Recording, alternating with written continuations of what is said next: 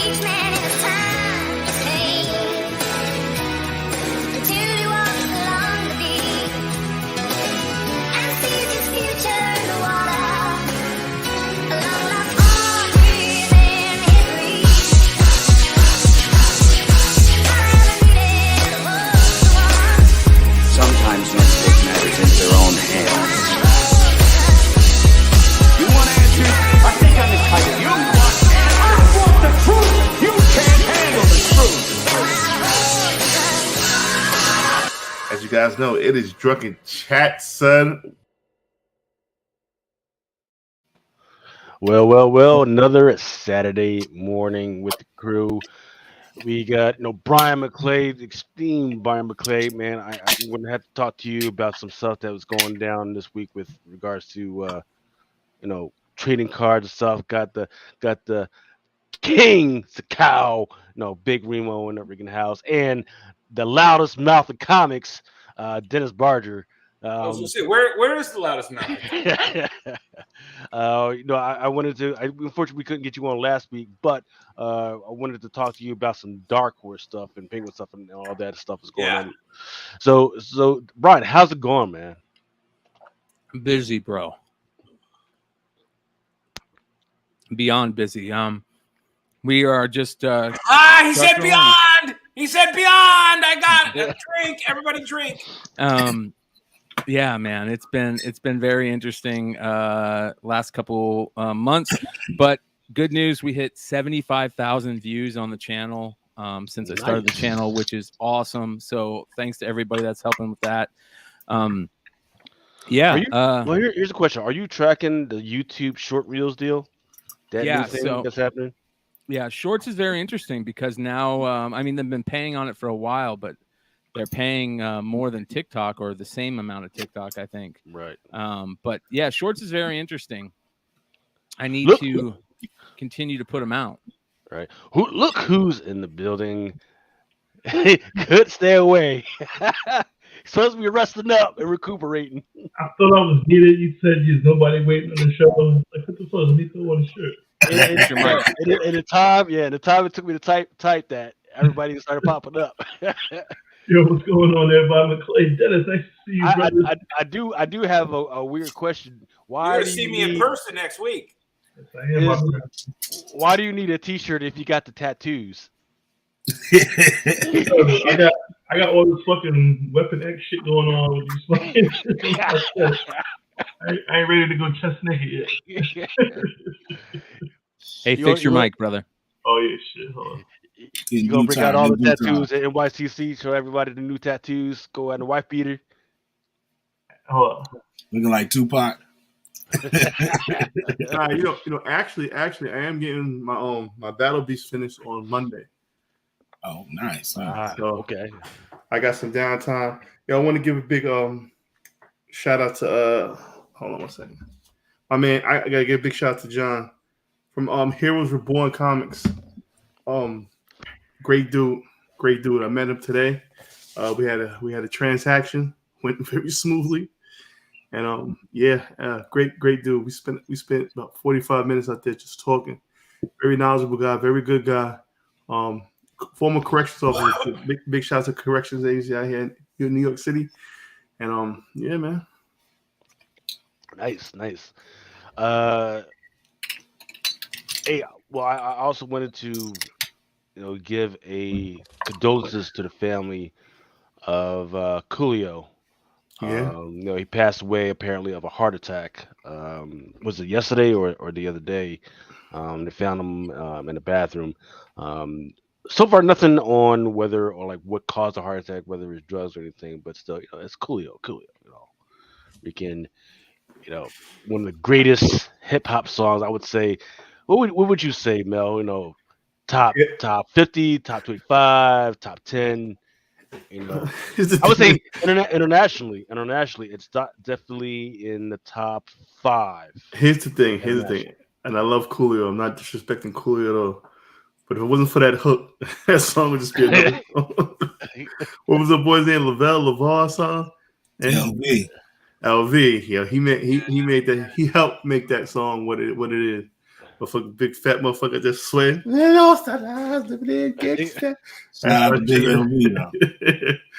That's my shit right there. But yeah, but his breakdown on that song is great. You know, minute after minute, hour after, you know, he knew how to pace that song out into what it was. And the true legacy of that man and that song is how many people have done parodies or used that as the entire flow of, you know, their montage in a movie. You know, wherever that got used, it got used perfectly. Well, are we going to get monetized? Nope. Because that's just the intro. my perspective is a little different because he was like my introduction into the music industry. Because when I was 15 years old, one of my best friends got tasked with producing half of his first album. So he did songs like I Remember. He did half of Gangsters and Thugs album, which was LV's group. And, you know, they're saying that I that was my first introduction of leaving the Bay Area and going to LA, working on music and being in that environment, and him putting my, you know, 17-year-old homeboy on in the game. You know what I'm saying? Like, he hooked him up, you know what I'm saying? And it got him, you know, gave him his career. You know what I'm saying? So it's like, I feel like a lot of different emotions with him because I know how good of a dude he really was. Like, he wasn't, you know, besides being Coolio, he was a good dude, you know. Never heard what was it. that Never. haircut called? What was that? I know that dude had a name. The Coolio. No, but it had a street name before Coolio made it famous. No, it's yeah, I don't know. I just remember he was when I met him, he was already like he was a grown ass man already. He was older. He wasn't when he did his first album. He was he was already in his 30s. You know what I'm saying? There was no Lil Coolio. Like, he was already he was already an OG. Like, you know what I'm saying? That's why him putting my boy on was like crazy, because it's only something like a uncle would do. You know what I mean? Like, an uncle gets a record deal, he's like, well, fuck that, man, my nephew produced my album. You know what I'm saying? It was a situation like that. You know, it was like his sister, her homegirl was my brother's or my boy's like best friend. You know what I'm saying? And she was like, hey, someone's always like, yeah, my brother's making an album, he just got a record deal. And back then it was like, yeah, whatever, you know. And sure enough, it was true. You know what I'm saying? Like, he let him produce half the album. I mean, like, he didn't like get all the money he should have got right away, but it got him his start in the music industry. Like, you never hear a bad story about Coolio. Like, if you mad at Coolio, motherfucker. That's what I mean. He was already a grown man. Like, he was like, you know what I mean? He was like Ice-T. You know what I mean? He was not about the bullshit. He was not. He was like, just for the money. That was it. He was like, hey, man, you guys want $1,500, man? You know what I'm saying? He did. Like if you go to the OGs and be like, yo, man, fuck Coolio, man. They look at you like, motherfucker, go apologize. Go squash that beef with Coolio, man. Everybody got a problem with Coolio, man. What's wrong with you? But more importantly, guys, how old was he? 59. Yeah. Too young. And you know what? We have ingested way too much shit in our diets. Yeah. Our parents fed us garbage for far too young. We continue to eat that when we got older. I'm looking at a bunch of my brothers right here on this chat. We all know how many doctors have told us we need to lose a couple pounds. Oh yeah. Coolio was skinny. Yeah. You know what I'm saying? But he lived his life. I'll say that. I know, but guys, he coming up on my hit 5th that high, and anniversary. he was just like, you know. I'm coming up on my 5th anniversary of a double bypass surgery. Yeah. This is the only vice I still have. I don't drink that much liquor. I'm glad you that much. You adjusted that. Quantify that. Like, Mel, that was the one time I drank probably in a month or two when I drank with you, but I wasn't going to not have a drink with 90 Mel. You know, I gave up a lot of red meat. I gave up cigarettes. I gave up, I've dropped 40 pounds since then. I need to drop another 60. We ain't getting younger, boys. And if it could take Coolio, it could take us. Yes, Oh, sir. yeah, no doubt. So everybody watching, if you haven't met a person named Dr. Cardiologist, you need to go meet one. And that is a scary conversation because you never walk out of cardiologist hearing good news. Yeah. You could be Well, fucking. that's why You could be you get LeBron something James, wrong, and then you get anxiety, and then there is something wrong. Yeah. Bro, you could be LeBron James. I bet you LeBron James has not walked out the cardiologist without some. Well, you got irregular heartbeat. It's always something. But get Dennis is right, man. Take care of yourself. Yeah. I had to cut back on the liquor and shit because that shit was taking its toll, brother. Yeah, no doubt. Yes. 10 degrees fat on your. Hey, on your liver before and all let's since we're doing shout outs, best of love and luck to Ultra Maximus. Absolutely. Right. Yeah. Yeah. So yeah, definitely. So shout out to Comic Chef who just hit us up with the super chat. Thank you. He says, "Hey, what's up, fellas? Going to catch this on a rewind, but hope everyone is safe in Florida. We had one crew member in Florida that is Ultra Maximus. He couldn't join us because his shit is flickered in and out. He barely has electricity. He barely has looking Wi-Fi. So freaking, you know how. Hey, Ultra, if you're listening, please stay safe. I know you're rough and ready, but please stay steady, man. Freaking, you ain't gotta freaking do all that crazy shit." Did you see the video of his twin brother out there smoking weed and everything? Hey, I want to send a shout out to some of my Floridian brothers too. Stone Cold Steve Whiting. You know what I'm saying? What? We got prayers up for you. You know what I'm saying? My boy Stay Puff Sean and Jace, man. You guys be safe out there, man. Prayers to you and your family. Your friends have the greatest names. Right. One of my good friends, my son's godmother, lost her entire house already. Yeah, man. It's real out there, man. The first day. Yeah, they said that one touchdown, and it wasn't like no other. 90% of Fort Myers is wiped off the map. Yeah, man. Did you hear that? 90%. They said that shit is they said that Fort Myers is decimated. Yeah. Oh, it's worse than decimated. Decimated means 1 in 10. They took 9 in 10. Right. Wow. So I went to New Orleans like right after Katrina, right, and 7th and 8th wards were absolutely freaking nuts, just like crazy, right? But I do remember when they started coming back, the job opportunities that were there. Oh, yeah. Talking about $25 an hour to work at McDonald's. Yeah. So just keeping that in mind. Freaking real estate is going to be cheap. Keep that in mind. But definitely, look, mourn the people that are going to be lost, and don't forget the comics that are probably going to be lost down there as well, because I know a lot of retirees live down there in Florida. Oh, yeah. And all that shit's going to be freaking lost. So that just lets you know what's important, you know what I mean? Because ain't none of that shit worth my life. Them books getting drowned for all I care. Yeah. I'm saving my family. And if that means I got to leave them behind, they're getting left behind. Every last one of them. Yeah, a big shout out to Melo for present. Peace out. I spoke to those brothers. Also spoke to Webster's Vault. Everybody's A-OK, and everybody be ready for NYCC. Yeah. Chad came up, baby. Hey, see you in a minute. What up?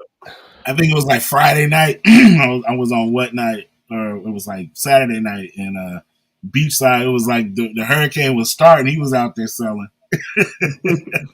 I was in my head like, how's he going to ship that shit?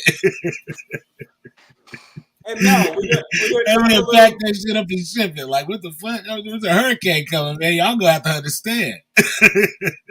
you might not get these motherfuckers. You know what I'm saying? We're gonna talk about what, Dennis? We're gonna talk a little bit about what your schedule for NYCC on the thing. Sure. Okay, so hold on. Let's talk about Dark Horse first. Oh, okay. So interesting news just around Dark Horse first, right? So within the last couple of weeks, we've had the news that Grendel is no longer happening at Netflix. No kidding. Yeah, right. Savvy Gaming Group, which is owned by the Saudi Prince Mohammed bin Al Salman.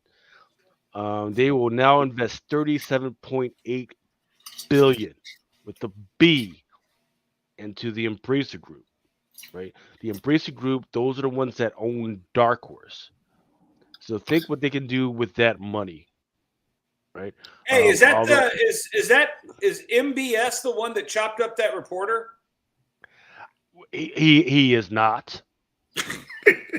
Stop fucking Is with he my the money. one- Hey, stop fuck. Hey, I travel. Stop fucking with me, Dennis. Don't get me fucked up. All right. You catch a case with Saudi Arabia. Hey, yeah. You send the Yeah, invite. hey, yeah. Don't.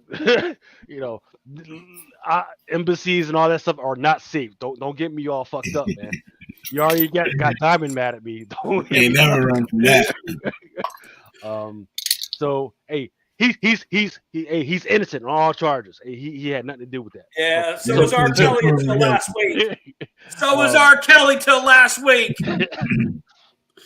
But the other news that came out last week was that Dark Horse is switching from Diamond as the initial publisher or the initial distributor to now Penguin Random House, which is the one that also does IDW and Marvel.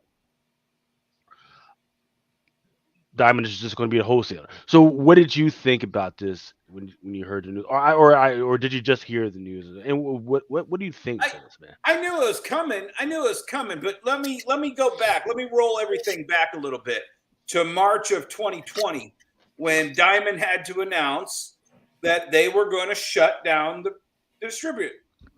And I understood it. I mean, you can't be having all these people. I knew what their distribution hubs were like. You know, they have like 100 people come in there and opening up boxes and building our orders and all that.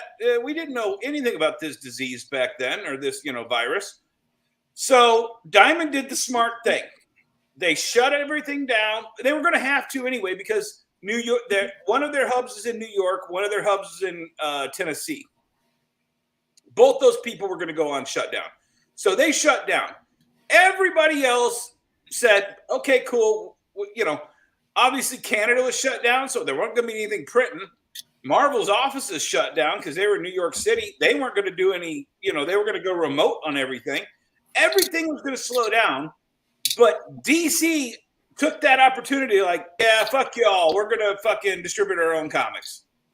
And everybody else kind of was like, they kind of huddled up and clustered up like, 300 warriors and said, no, we're going to stay strong with Diamond. We're going to, until a year later when Marvel was like, hey, look, our contract's up. And if DC ain't here, we ain't here. I don't see any reason why we need to stay and keep propping up Diamond. That when Marvel left, I knew the floodgates were open. The path was drawn. And Luna was having just as many problems as Diamond. Now, I heard they got a little bit of their shit together, and Penguin had its problems right out of the gate too. But I knew that Penguin, who was already carrying everybody's trade paperbacks and hardcovers and books and manga and all of the books, the Captain Underpants and Dog Boy or whatever the fuck that's called. And I was like, that's where everyone's going to go. And IDW went with them. Dark Horse is going to go with them. And you watch, Boom is going to be real close behind right now. And then we also have to understand. So did you see the messages from Diamond where the CEO, I forget what his name is, said, well, Diamond, they're only 1%. Well, that 1% just made you the secondary freaking distributor in the freaking market. Mm-hmm. Hey, are you going to the Baltimore Comics Retailer Summit, by the way? I'm still up in the air. I'm going to wait to see how New York goes, because as New York goes, the rest of the industry goes. And there's so much shit that's going on right now. And plus, I'm not going to go to Baltimore ComicCon because it's Halloween weekend. That's the weekend my kids, I have a store. I got a lot of shit I got to do. But I was thinking about flying in for just the summit. But then again, I'm like, I don't need a handful of fucking variants that literally, I'm sorry, but it's all going to be third tier publishers now. So Marvel won't have any books at this summit? Why would they? It's the Diamond Summit. Right. Marvel's not even like a major. I mean, thing I don't like that. have that on any good authority, but I don't know why they would. Why would I mean? They might send a rep saying, "Hey, if you're still ordering your Marvel through Diamond, I mean, go ahead." But we think you should go through Penguin. You know what? Diamond's going to let that happen on the fucking main stage? So we're gonna get like what Boom variants and a bunch of fucking Dynamite shit.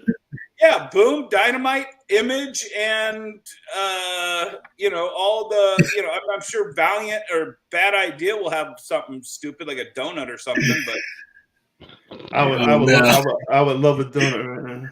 Yeah, you gotta read the comments. Yeah, Well, Mel is throwing pitches out of yeah. He said loud. He said, "Dennis think we return." Oh man, You smoking that Dennis.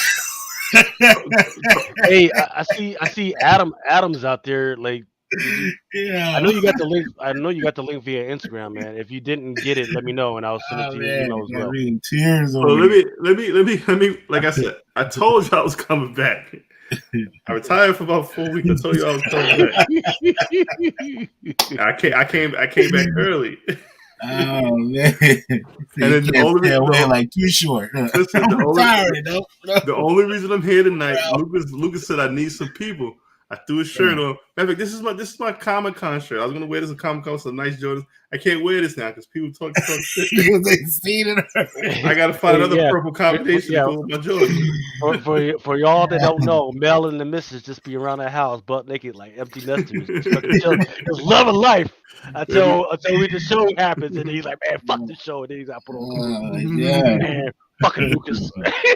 We old, man. We Come old, on, my baby. shit. How's the missus doing, by the way? She's great. She's probably gonna flip a list. She hear me talking too loud, so I gotta try. Lord of Brooklyn has the comment right there. Lord of Brooklyn has the comment. They'll battling Tom Brady and Ric Flair for the most unretirements in history. I'm trying you gotta take a rest every once in a while.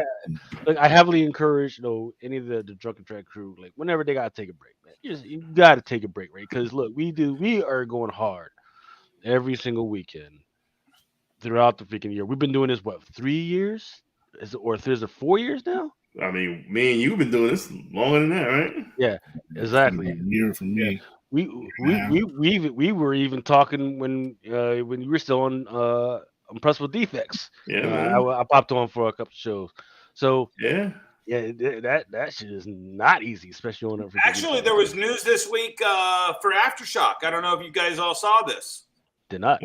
Mike Martz is leaving as president of Aftershock. I think yesterday or today. I can't remember what his last day was. And he's the guy that started that with Joe Pruitt. I know Joe Pruitt. Joe Pruitt is a very nice guy. He's a great guy. So what's going on with Whatnot? You were talking about Whatnot at NYCC. I had to sell today, man, I'm happy. I'm happy, but let me tell you something, man. It's rough out there. Let me hold on. I want to say something before you say something, Mel. Uh-huh. And I know this is your place, but I got to say this. Last year at New York Comic-Con, the first year for Whatnot, you were the fucking celebrity at Whatnot. You kept that whole place entertained. When the one guy was selling those bogus Sylvester Stallone or Al Pacino variants that never materialized, but you were the entertainment the whole weekend. How many shows did you do at New York Comic Con? I think 3. Yeah. Okay. So what would most of us do? What was that? That was like a year and a half. That was a year exactly. Exactly. Yeah, just okay. About. So a year later, you're still snapping necks and cashing checks on Whatnot. You're still Mighty Mel V. You're still an influencer. This show is your influence. And you got your schedule for this year. And what was it, Mel? Saturday at 7. What time does the show close on Saturday? I think 7. You do not treat a Mighty Mel V like that. Oh, I don't mind. I don't mind. I know you don't mind, but I fucking mind. But the thing is this: if I was to go on Thursday at 12 o'clock, everybody's at work. So I think by them giving me a Saturday, they doing me a favor. So that actually does make sense. That I'm not actually beefing. It gives people time to actually get home, figure out what the heck is going on, and then eat a little dinner. But Mel, what was the next show that Whatnot did after New York Comic-Con? Who runs the scheduling? I don't know. Of the next show, they did Baltimore, no? And I destroyed it at C2E2. Right. I introduced them to this little nobody named Rob Liefeld. I brought Illust Illuminati over to do his first Whatnot live sale on my show. Everybody was coming over to see what the crazy guy was screaming about. And now I had a talk with one of the people at Whatnot after an entire summer of getting shit shifts, no shifts. And I said, I'll come to New York, but I need at least 2 shifts to make it worth my time. Don't worry, Dennis, you're going to get 2 shifts. Absolutely, Dennis. I'm so sorry for this. I go, look, I'm not going to fucking beg you for another shift. I'm not going to beg you for a shift if I come to a show. You better have my fucking shift. I better be treated like all the other people. This is before the whole influencer gate came out. And I was told guaranteed 2 shifts. What shift do you think they gave me? Thursday and Tuesday? Thursday at 12 noon when the show opens. I think it's maybe the worst shift you could have at Whatnot. I mean, then I said, where's my second show? Oh, we only had room for 1. Okay. the thing is this. I don't. Any time you give me a Mel V is gonna be Mel V. I can't believe it to the third person shit. I apologize for that. I'm gonna be me. I'm gonna be me. Whatever time you put me on, I'm gonna make it work, man. I come from a generation where we're not giving anything. So whatever we got, we make the best of. Mel, but what I'm saying is, you earned your 3 spots a year ago. And you were given 1 spot this year. I say you earned 3 spots this year if you wanted 3 spots. Listen, I live a stone's throw away. Give me the books. I'll do this shit right in my goddamn living room. So I'm good. I don't got to be on the main stage. I don't need the bright lights, the fancy shit. Y'all know what you're gonna get from me. Y'all gonna get great sales. You're gonna get fucking entertainment, and y'all gonna get a customer experience like you've never seen before on Whatnot. And I could fucking be in a fucking alley on 42nd Street. I could be on the main stage on a Whatnot booth. You're gonna get my MLV. Damn, I did it again. Sorry for the third person. But yeah, it is what the fuck it is, bro. I'm gonna be me, man. After New York, I ain't chasing them around anymore. They can go fucking play with their little favorites. They can dump all these fucking variants into the ground. I don't care anymore. I'm going to do my thing on Whatnot the way I do it. And if they want me, they got to come to me. I ain't asking them anymore. I ain't begging. I'll never beg. Okay. But pay attention to who you took to the dance. And when you go dancing with other people, because they're prettier, know that some of us ain't going to stick around. Listen, but in terms of the original question, like what's Whatnot, the streets or Whatnot, it was hard, man. It's if you I was speaking to John earlier. If you ain't catch that nut last year, that major wave last year, that was something special that we will never ever see again. I don't give a fuck that if you sell on eBay Live, Amazon Live, motherfucking Cost of Daily Live. I don't give a fuck where you selling that shit that we went through last year, where it was fucking just money hand over fist and motherfuckers quitting their jobs. And thank God to my wife, boy, because I was this close telling my job, like, listen, I'm out. That would have been the dumbest move. The dumbest. Well, I also said, well, I understand why they had to give Dennis the 12 o'clock at Thursday at 12 o'clock because all the influencers would be skipping lines when the show opened. So, Dennis is the only one that doesn't give a fuck about that shit because I have my own stuff to sell. You getting a booth? No, my buddy, he was going to get a booth and I was just going to buy half of it and just have a landing pad. Yeah, that's what you need. He couldn't pull it off. So how you? Oh no, man. I'll ask you off air because I might need a. Oh, and bring some toasts, please. Maybe I'm out. Maybe you are. We'll see. Find what you can. Hey, did you? Is Ninth coming on tonight? Did you see his variant? Yes, I tried to text Bird City to get him on, but I don't know what happened.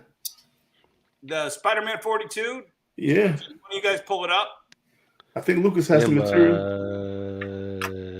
I will say that I kind of hinted at this one.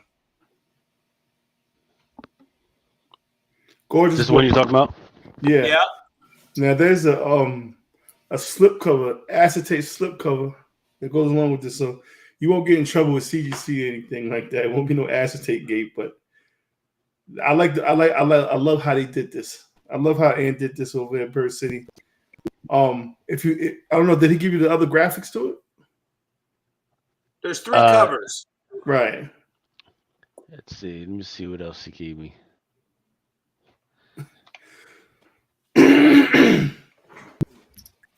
Yeah, because what he gave me was like a motion joint. Shit was like moving.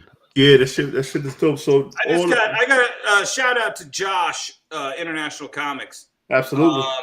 He said, you can make money without their books. Absolutely. But here's the problem.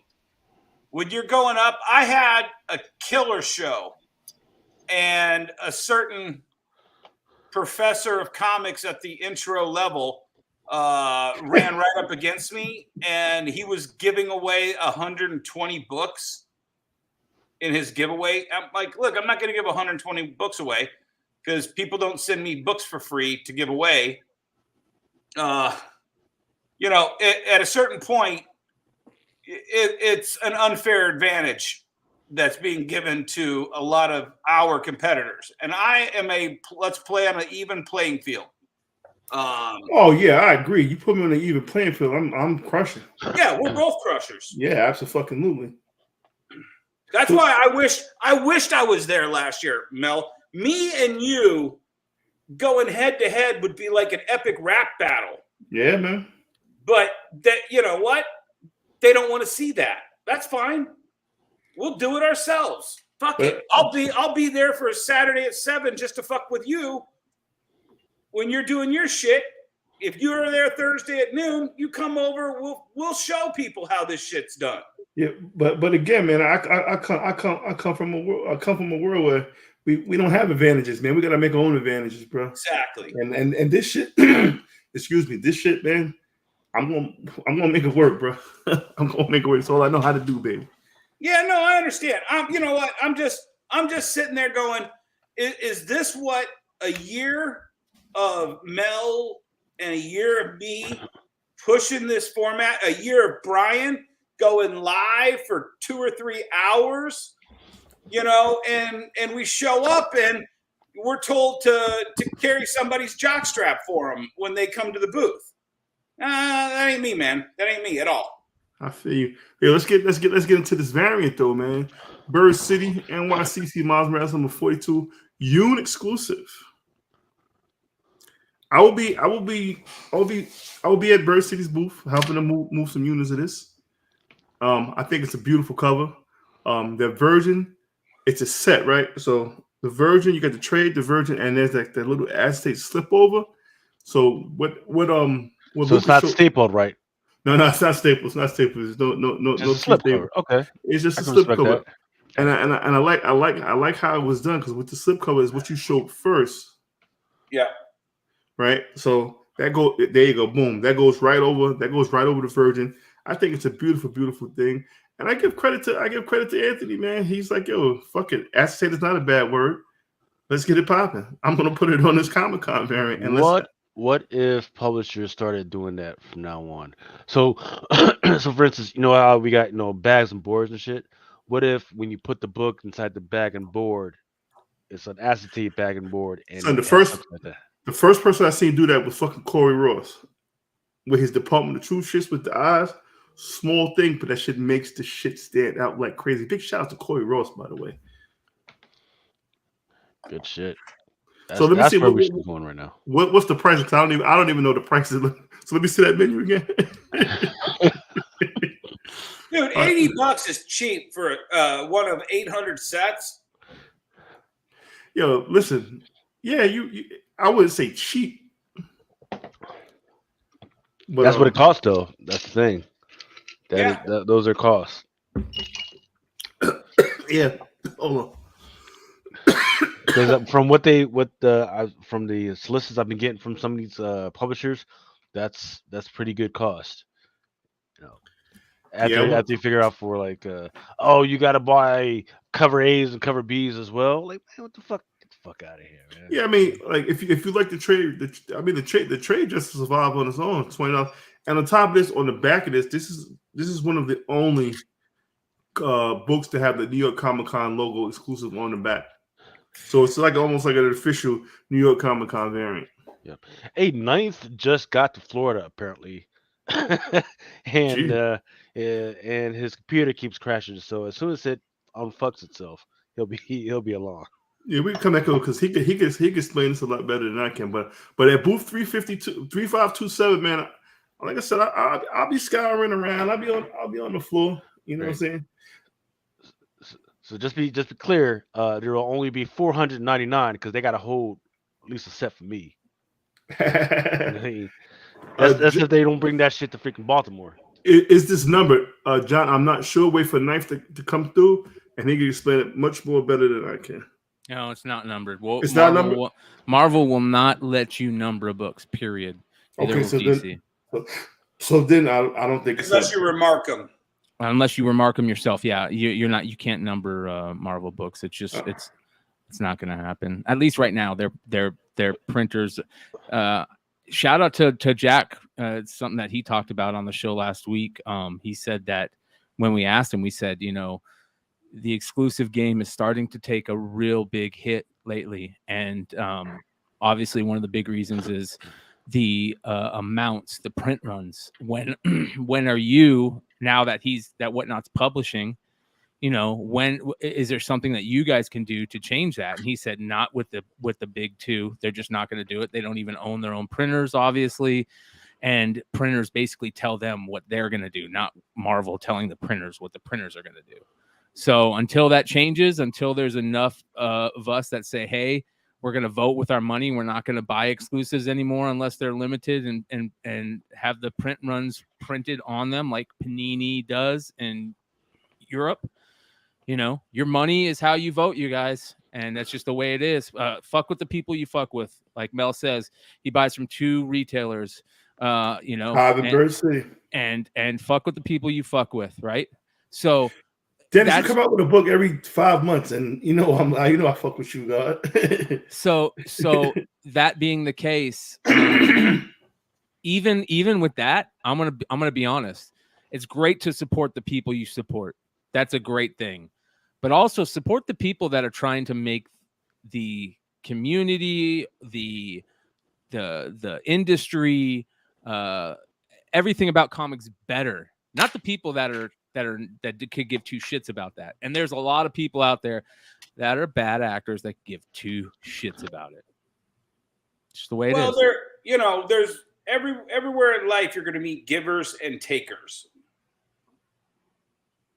And you just have to decide who's giving and who's taking. I said this on a lot of shows. Hold up, let me get this screenshot for 100. I said this on a lot of shows. Greed is gonna fuck a lot of people up, and that's all I'm saying. And Dennis, I will never forget that time in Orlando. The knowledge that you put me on to, that was some eye-opening shit, bro. and I have yet to talk about it publicly, and I don't think I ever will, because when Dennis pulled the fucking, what was that movie? Wizard of Oz. They pulled the curtain behind the shit. Oh man, the game is fucked up, man. The game is fucked up. But buy what you like to be all right. Right. Sam Groose Collector was saying he loves Trish. He's talking about Trish Foster. I believe she's supposed to come to Baltimore Con as well. I was listening to Nerdvana when he started off. Some of you guys are trying to pressure, Jen from Bird City Comics to freaking come to Baltimore as well. Keep the pressure on. I want to see both of those because I missed both Jen and Ant at the last Baltimore Con. So I would love to meet both of them at the same time this year. Laura. Oh, excuse me, Laura. Hey, shout out to Quinta Barra that came out with this year's this year's thing. The only thing is they came out with the short print first. The big bottle will be coming out at the end of the month, probably in November or something like that. That is pretty and it looks delicious. It is absolutely Tanya Ports. Woo! But this one, Tanya Ports are amazing, but this is on another level. Damn you, Lucas. So I'm mad at Lucas for two reasons. Because I'm missing alcohol right now, and I had these Jordans to go with this fucking shirt. So, man, I was gonna fucking kill it, you motherfucker. Maybe grab my NYCC shit.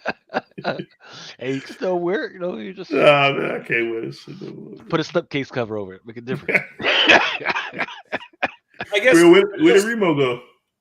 Cobra Commander Girl's just gonna have to make you a new shirt and get it off to you immediately. Yeah, she's working on it. I got some shit for my girl Coco. I got some shit coming. I want another shirt. It's got to be to her brand. I don't want some other random shit. I want it. I know. I want one. I want a Dennis exclusive Coco Girl shirt.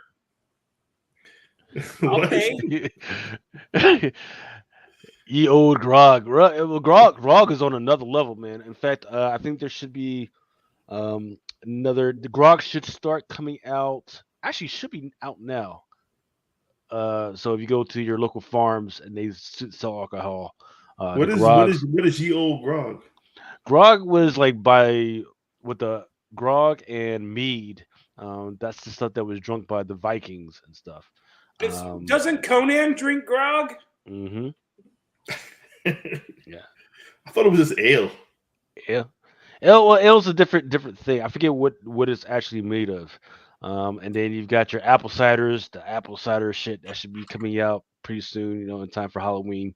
Look, there's a lot of alcohol. You just go ahead, support your local vineyards and farms. If you go ahead and fucking get drunk on some all natural shit. If you don't smoke the way freaking Brian does. So Brian, man, freaking Aaron Judge, man. Ooh wee. He is killing it, man. Question. He is MVP or no? I'll tell you what, if Shohei would have thrown that no-hitter last night, there would have been a great case to vote Shohei Ohtani MVP. Over 200 strikeouts he's thrown. That's not 200 strikeouts he's had. Over 200 strikeouts he's thrown. I think he's over 30 home runs. Could have thrown a no-hitter. He went deep into the game last night. I think 8th inning, right? Through throwing a no-hitter last night. And by the way, Aaron Judge, yeah, he's great. He's doing a great thing, but he's nowhere near the home run record, right? Yeah, he's the home run record holder for the American League, which is great, but 3 guys have destroyed that record in the How other many years on steroids. Who gives a shit? I don't give a fuck. I could care less if they're on Judge steroids. been in? Since 2014. Yeah. So you don't care? You don't care about the steroid era? No, not a bit, man. I think that they should let them all use steroids. We're missing out on some of the most amazing players in the prime of their career right now. Fernando Tatis, right? Having to sit out because of PEDs. I don't give a shit. Steroids made baseball exciting. Baseball was the most exciting it had ever been in that time period. So I could care less about. I'll be honest. I could care less about steroids in any sport. It's so hard to stop them. Just let them use them. I don't care. I don't care at this point. So to me, and I'm biased because I'm a Yankee fan. So Aaron Judge is the greatest home run hitter of all time. If he breaks this record, because better than Babe Ruth. Yeah, he's top. Bro, He, Yogi Berra? listen. Yeah. We got to be honest, bro. There is nobody that's a better home run hitter than Barry Bonds. There's nobody. the Like thing that dude. is, Barry Bonds It's hard to did- hit a fucking baseball being thrown by another guy that's using steroids at the time, right? It's not like just Barry Bonds was the only guy using steroids. And the way he could pimp a home run and the way he could hit that, there's no better home run hitter than Barry Bonds. Listen, I'm biased. Shut up, Gus. I'm biased. Now, did you see Eric Gagne versus Barry Bonds? Both of them were on steroids. That was one of the greatest fucking matchups. Barry Bonds to be the thing about Barry Bonds is I always said this is if you gave Superman steroids, you don't need fucking steroids, but it's fun to watch. Barry Bonds is just an asshole. That's Barry Bonds is a dumb asshole.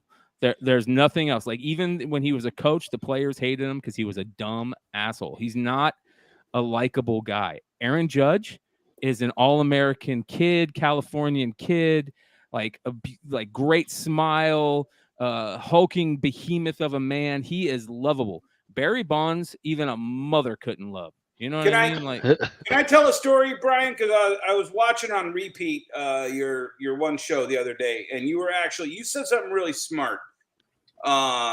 Just one thing, so don't get big head about it.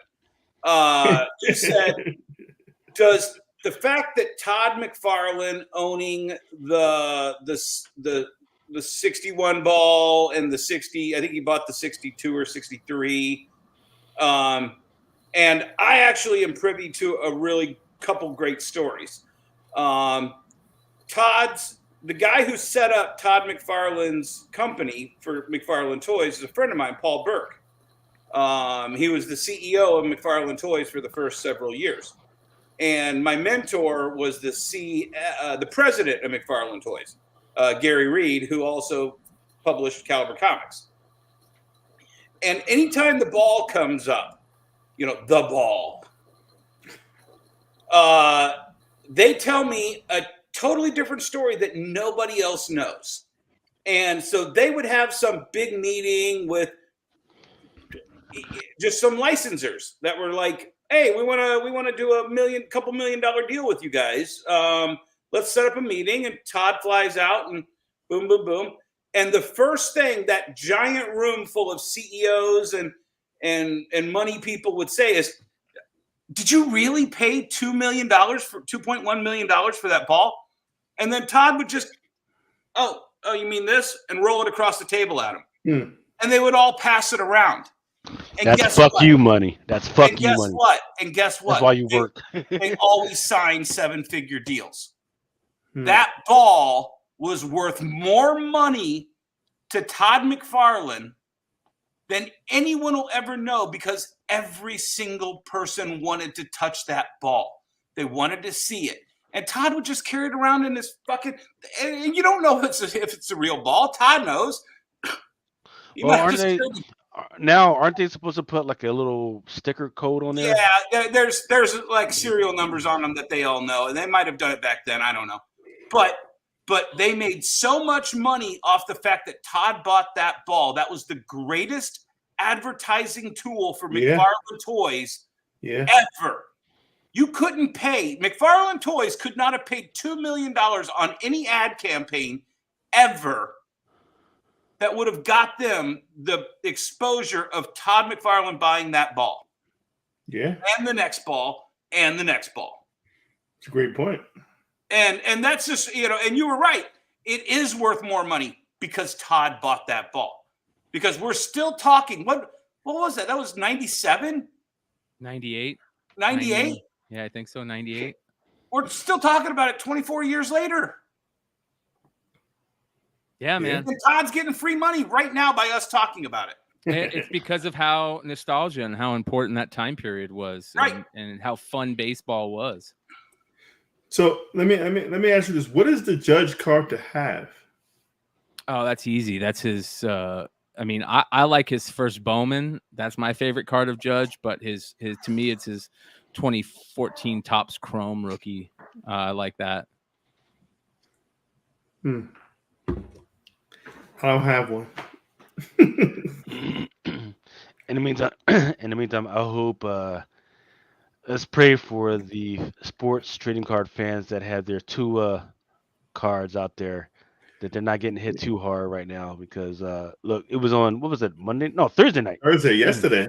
Yeah, Cincinnati played Miami, and Tua got crushed. Yeah.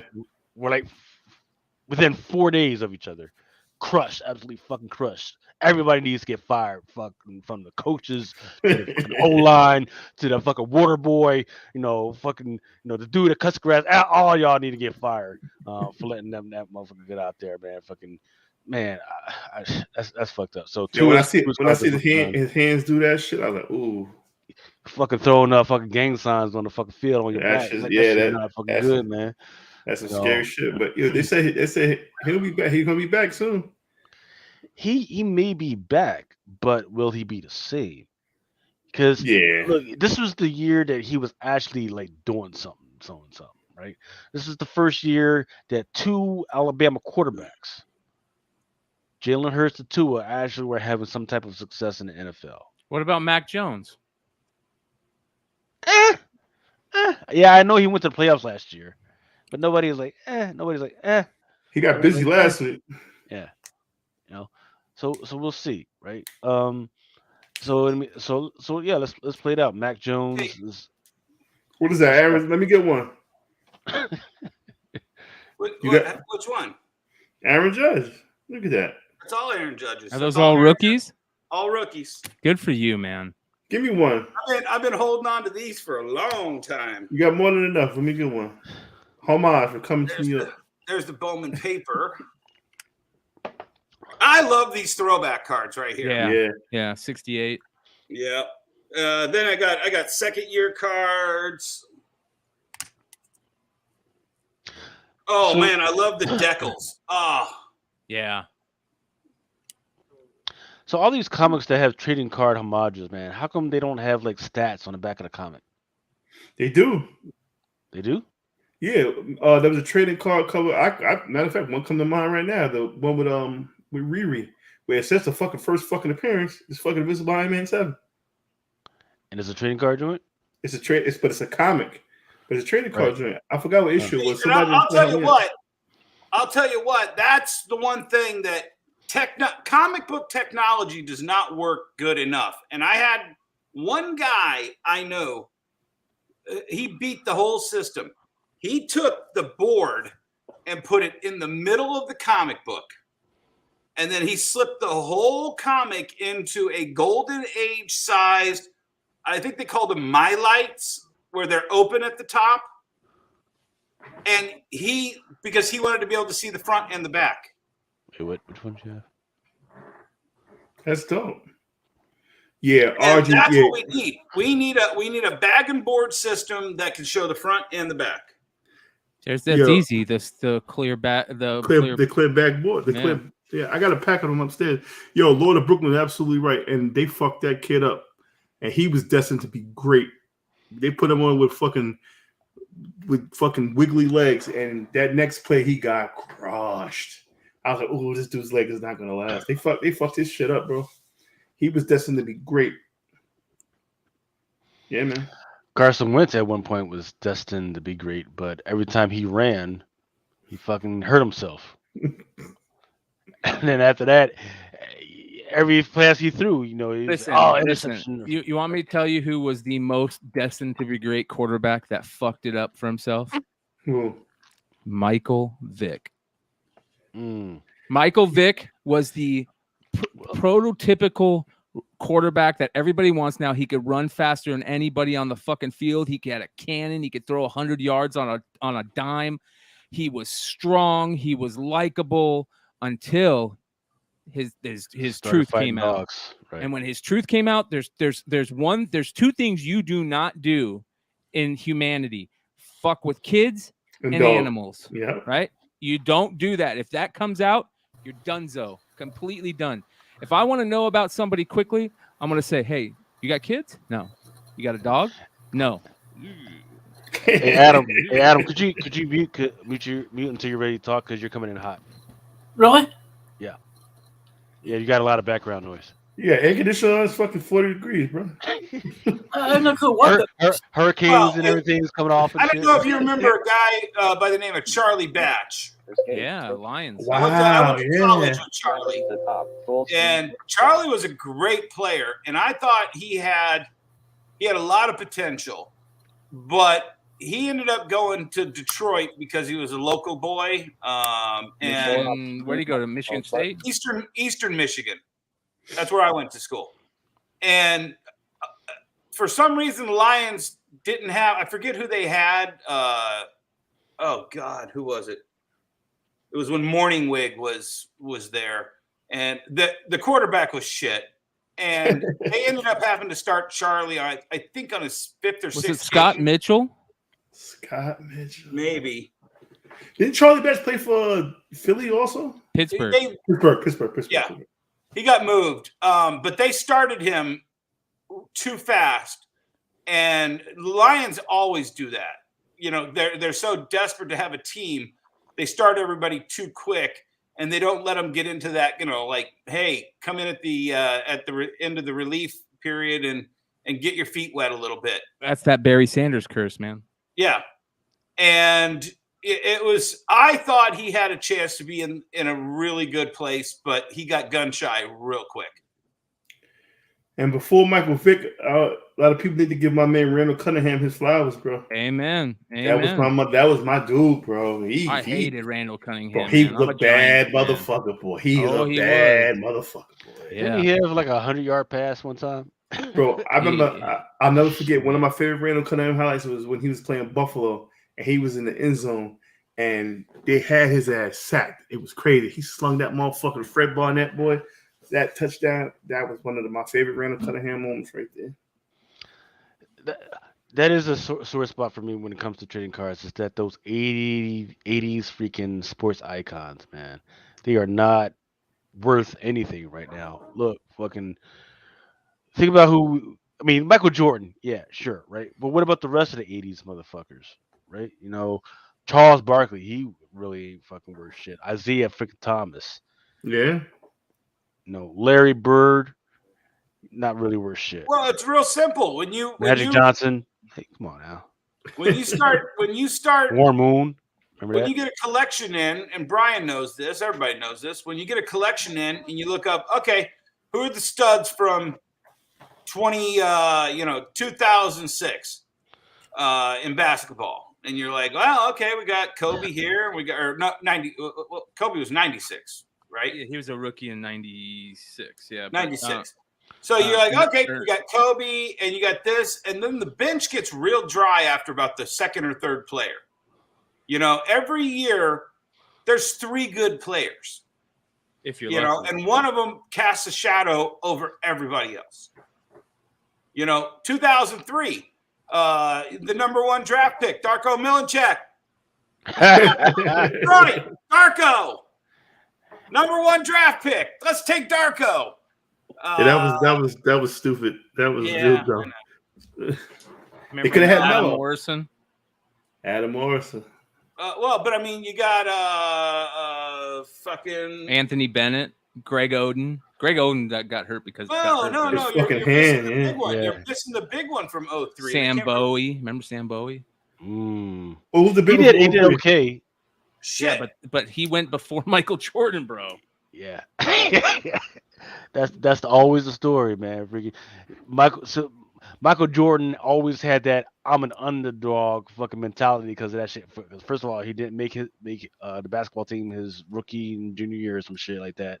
And then when he gets drafted, he goes after Sam fucking Bowie, who was an okay center. Yeah. In He college. was an okay center, right? Carmelo. Even in the NBA, he was an okay center. He did produce. He had a freaking good career, but he just wasn't an all-star, right? Which is what everybody that was drafted in the freaking 80s, they were expected to be a freaking all-star. Sam Bowie did not make that status. I was talking about Carmelo Anthony. Detroit should have drafted Carmelo. I don't know because fucking Larry fucking Brown. Yep. That's why. Detroit, Carmelo, wasn't it? Carmelo, Wade, and Wade. LeBron were all 3, 1, 2, 3. Yep. Were they 1, 2, 3? 03. No, Darko was in that same draft. Darko was number 1. No, LeBron was no, number no, one. it was our number. Yeah. Yeah, it was LeBron, Darko, and I think Melo. If I'm not No. mistaken. Melo, Wade, and LeBron. No, Or Darko him was and Darko was the second. No, Darko was the second pick, Yeah. and everybody was like, "What the fuck is Detroit doing?" Because Detroit should have drafted Melo. Wade was fifth. I actually I buy Darko rookie cards whenever I find them cheap, just to remind me. Kind of my own punishment. If you ever get a chance, look at the suit that Carmelo wore during the draft. It's so funny looking at him wearing this fucking crazy suit he's got on that looks like it's 5 sizes too big. Everybody was wearing that oversized shit. Fucking t-shirts down to your fucking ankles. Remember Jankos? What the hell is Jankos? Oh shit, bro! Shit, you got to go down the Jankos path. JNCO jeans. It'll blow you away. Just look at the pictures of the kids wearing them. That was my high school, man. That was 19. Was that the big like bell bottom zipper? Yeah. The kangaroos. People forget that. Yeah, people forget that shit, man.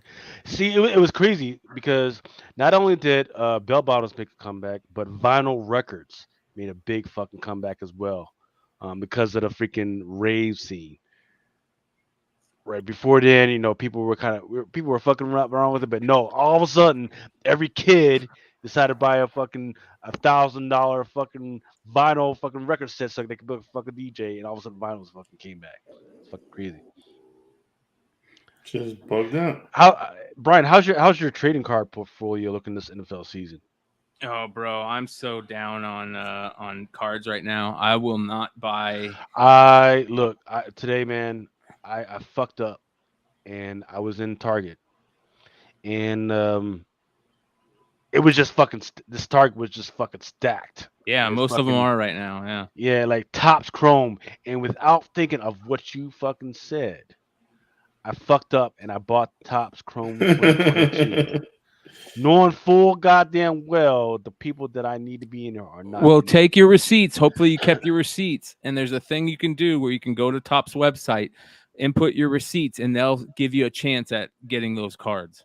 Really? Okay.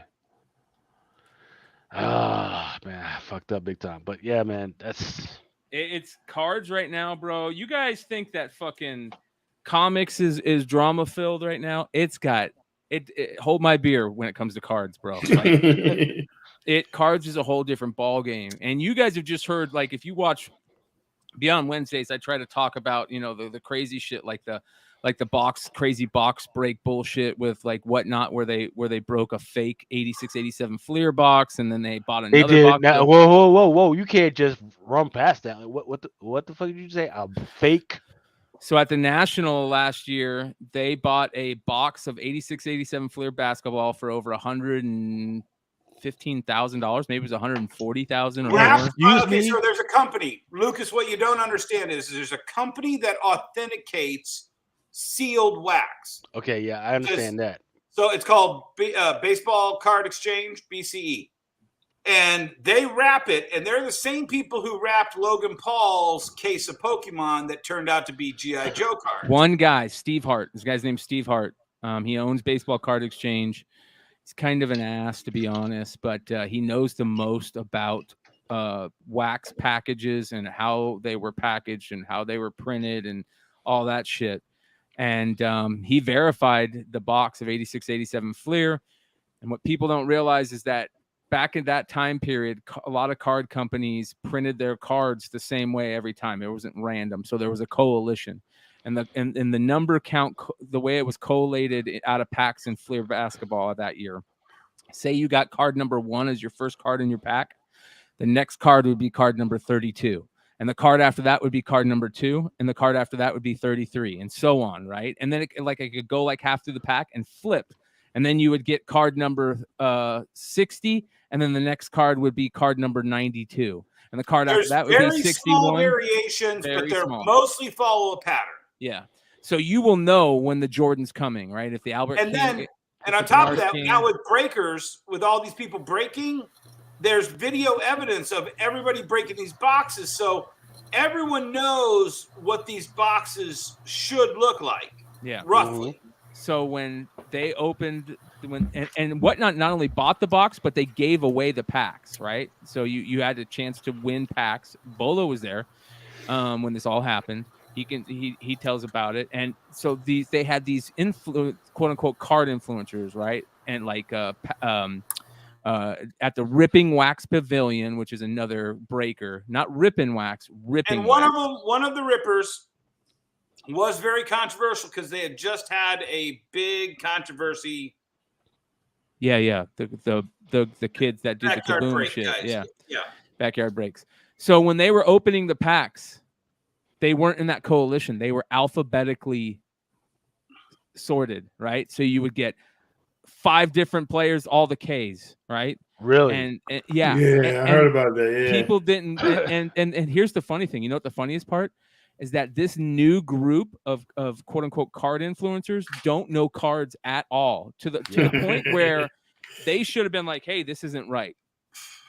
None of them knew. None of them. So look. Let me take 10 seconds to address that. Anytime you see any of these famous influencers, whether it be Instagram, fucking TikTok, and everything, you gotta understand the reason why they come across your For You page or any go to the top is because they're fucking pretty, not because they know any fucking thing. What those guys do is they go and find information, then they fucking do the exact same video, and I've caught them too many fucking times. And then those are ones, because they're just fucking pretty, they know the proper SEO words. Those are the ones that get the most famous and get the most fucking likes. Yep. So, yeah. Go ahead, Brian. So, after about a week, and people started seeing the videos, people that know real card people said, "Hey, there's something wrong here."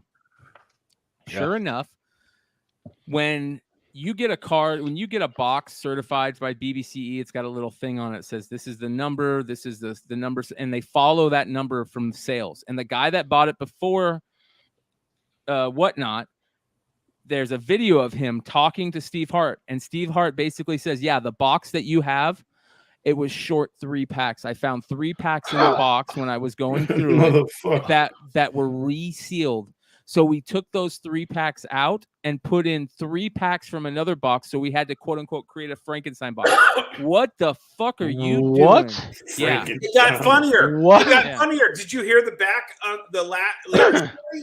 Yo, you guys are gonna have to send me the info of where you found all this. Jordan to the wrong person. Because I need to read through all this shit. Yeah, and not only that, what? So yeah, they started sending the cards out to the wrong people, and some people haven't even gotten their cards yet from the second box.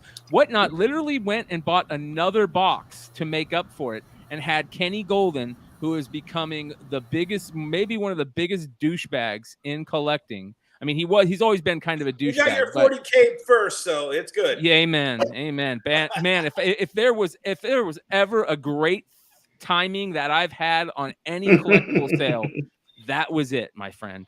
So I'm glad I pulled the trigger on that. But anyways, it's really sickening. It's really sickening what's going on. And it's all about money, you guys. And I can't, and I'm going to say this to everybody out there listening, Sports Card Radio. Go find out their webpage. They keep up on all the bad actors in the community. A lot of people don't like them. They think they're drama hounds. They call out the people that need to be called out. They call out the G's at Platinum Breaks. They call out the Backyard Breakers. They call out the Kenny Goldens. They call out the Did You Dip guys. They call out. They're they're policing the industry. And whether you think they're smartasses or not, what they're showing. Yes. It's like Keep It Thorough and Journos and all of that with the whole acetate gate. Yep. We wouldn't have known half that shit if it hadn't been for those guys muckraking. You know, and people and Brian, you've gotten on me, but people, you know, I get on CGC. You know, I'm their biggest critic, easily. And you know, everyone's, "Oh, Dennis just hates CGC. Oh, he just supports CBCS." You know what? I'm sounding the alarm. You know, just like all these other guys do with their when they latch onto something. I give you shit, Dennis, but here's the honest truth, and I said this multiple times. We need people out there that have a different opinion, a different point of view, right? I don't want to just have yes men come hang out on a show with Absolutely. me. I want people that are going to have different opinions. I want people that are going to say different things. I want to be able to have the conversation, because that is how the truth is in the pudding, right? The proof is in the pudding when you're able to have these conversations and you're able to say, whoa, I didn't hear that.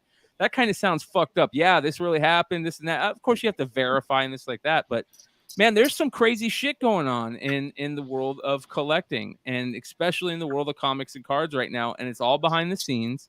And I'm gonna say this because I gotta bounce here soon, but I'm gonna say this: comics is going to get worse, not better in the short future. I'm very, very worried about how and I agree with Dennis that New York it could be a freaking bloodbath. I think it's going to be a bloodbath, not literal.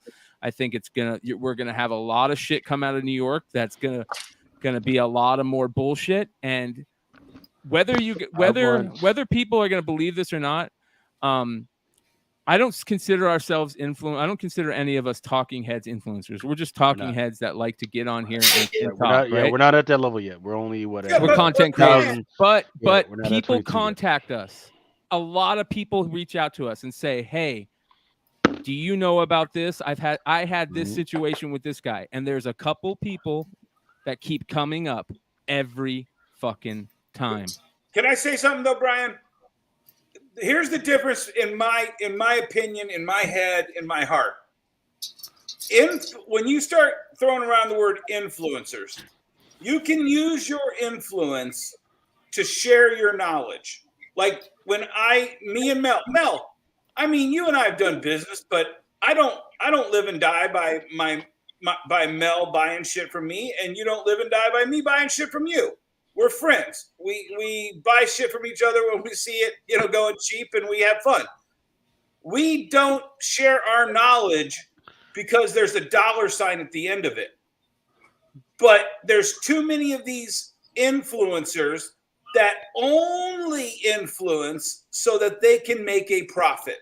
That's what I said earlier. Greed is gonna fuck a lot of people. It's only so long you can run away from your greed, bro. And then you're gonna get fucking caught. That's why I keep my shit. One thing to survive, you stay transparent. You stay fucking nice to people. There's no fucking reason for you to be an asshole to fucking people. You understand what the fuck I'm saying? Because there's always a bad motherfucker out there than you are, and you're gonna run into that bad motherfucker one day. And what you gonna do? Same thing I see motherfuckers do with every fucking con. Oh, I didn't say that. Fuck out my face, man. It'd be nice if people didn't gotta worry about that shit. Not only that, here's the other important thing about what you said, Mel. It's on the same fucking lines. People out there don't realize how important it is, especially in comics and the collectible world and stuff. You get a reputation, right? If you get a reputation and your name comes up, hey, what do you think about this group or webpage or these people over here? And it starts sounding like this. I've had major dealings with a guy. He's an asshole. And a lot of people start saying that. Mm-hmm. Now, here's the difference, though. Here's the difference. You're just not going to say that. You're just not going to put that out right now. Everybody I think we all know who that is. Half of this industry says Dennis. There's too many people at the top of my head right now. Half of this industry says Dennis Barger's an asshole, but they can't come up with one thing I've done wrong. But Dennis Barger is an asshole. I am an asshole. You're not showing up to Baltimore Comics to shout out Diamond with me. So fuck you, Dennis. But to the other half, so he's just gonna roll past that. No. But he's gonna go to NYCC to hang out with Mel, but he's not gonna hang out in Baltimore with me. You want fuck the Lucas, story, right? Fuck Chitlins, right? No. I did not say that. Come on, we gotta go to Baltimore during the retail summit and holler at those motherfuckers, run them down. Fuck them motherfuckers. They don't listen, fuck man. You. Mel saw Hard my Rock Cafe. I dropped October 26th. Drop them. I remember Dennis threw the box on the fucking on the stage. I said, "Who's this crazy drunk old man?" Because they was getting right as rain at that table, bro. Look, hey, if any of you retailers that are listening right now, you come to the Hard Rock Cafe October 26th, and you fucking bust up on fucking Diamond and fucking make me laugh, I'm buying you a fucking drink. I'll tell you right now. Go ahead, Dennis. No. You separate. Here's the thing. I come on It's Drunken Chat. I'll drop my variant. Ant drops his variants. When Ninth gets on here, drop his variants. We encourage all the retailers to come over here and drop their variants. Exactly. But the other 99 times I'm on It's Drunken Chat, I'm not here to make $1. I'll give something away. I don't care, dude. I'm just here to tell you my stories, and so you can put my story next to the other stories and see if it starts adding up to you deciding to, do one thing or the other. Right. Hey, Brian, what did you think of? But if you and honestly, if you had, and I'll say it, if you had Comic Tom come on It's Drunken Chat, I guarantee you'd hear him say mystery mail call 100 times that night. A long time ago, he said he would, but I just never followed through with it. He said that that he would come on through?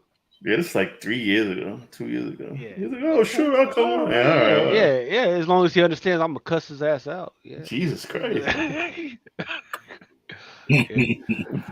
Hey, Brian, what did you think of this is the release of the photo for Julio Rodriguez, Topps Chrome, the one that was not a part of the release that they said they're going to put in the silver packs, apparently. I think it's beautiful. It's gorgeous. Yeah. I love Topps Chrome. Topps Chrome is a great set. The card, when they put the shit actually in the fucking box. Yeah, his autograph card looks great in the set too. I'm frustrated and angry and sad But you bought a case too, right? Yeah, man. Like, listen, I bought a case for $3,600 2 months ago. It was selling on the secondary market, pre-sale on the secondary market for $9,000 plus, right? Oh, now it's selling for less than $3,000 because of this bullshit. Now, I get a lot of people. I've had multiple comments of saying, "Oh, look at Brian complaining about not making $7,000 on a flip." Oh, well, motherfuckers, this is how I pay my bills. This is my business. If you lost $7,000 in one day on your 401k, you would be livid, right? So don't talk that stuff. This is a big deal, right? A lot of people and people gotta understand. This is not even like this is like, hey. Usually, when that drops off is after people open up a whole bunch of, packs and cases. Pull the cards. But it was just after those first few that people are like, holy shit, what the fuck? What's going on? Through the several cases that were broken throughout that weekend. Imagine. Imagine if everybody had solicited a comic book. And everyone was like, hey, this character is going to be in this freaking comic. So everybody started buying this shit, thinking it was going to be the shit. And then when it comes, the Batman, Catwoman fucking wedding, right? A whole bunch of people bought the shit thinking that it was going to be a key freaking comic. And then they got it comes out that it didn't fucking happen. The problem is what you're showing is not even the card that was supposed to be in it. This is a new set that they just released called Logo Fractor, which pisses me off even more. And they sold out of them, right? They sold out of them. How much were the boxes, Yi? The boxes were $50 a box, and it's like configured like a kind of like a mega box. So it's like well, that's better than a $65 fucking dollars I bought at Target for the so you get like 2022 for the shit that's once again still doesn't even have the cards that it's supposed to have. Fucking so this is supposed to have a shorter checklist on it as well. Like I think it's like 110 cards. It was only available through the Topps website and also the New York retail store. Yeah, so fuck Topps again. Fuck Topps. Yeah. So no one knows like what the full checklist is even. But I said it in the chat 2 weeks ago, Brian. There's a point at which, and it's the same complaint with CGC. When you're on top, and you start seeing people nipping at your heels, when you make a Bush League error like this, are you doing it on purpose, subconsciously? You're on the way out. Fanatics is going to be eating your lunch next year. Well, hold on. I think you're totally right. but this is a perfect storm, right? I think that there was a major fuck up. First of all, Dennis is right. They know they're losing their MLB license. the MLB license, right? So Fanatics came in and bought Topps and also bought the license from MLB. So is it next year that they're taking Fanatics is taking over? Yeah. So Topps has one more year to sell cards. So what do? They take a set that has always been known as the place to get your rookie autographs and add veteran autos to it. Then to water it down and add more cards. Then they add a ton of rookies who are shouldn't be in the set that hardly ever play anymore to water it down. They not only did they do that, then it came out that the 5 best rookies were going to be short printed. Okay, that was bullshit. So that was all Topps fuck up. Well, and Brian, and I'm a conspiracy theorist. You're telling me every one of those Topps execs who gets to touch those cards isn't walking out with a box like everybody did with Ken Griffey Jr.'s back in the 80s and 90s?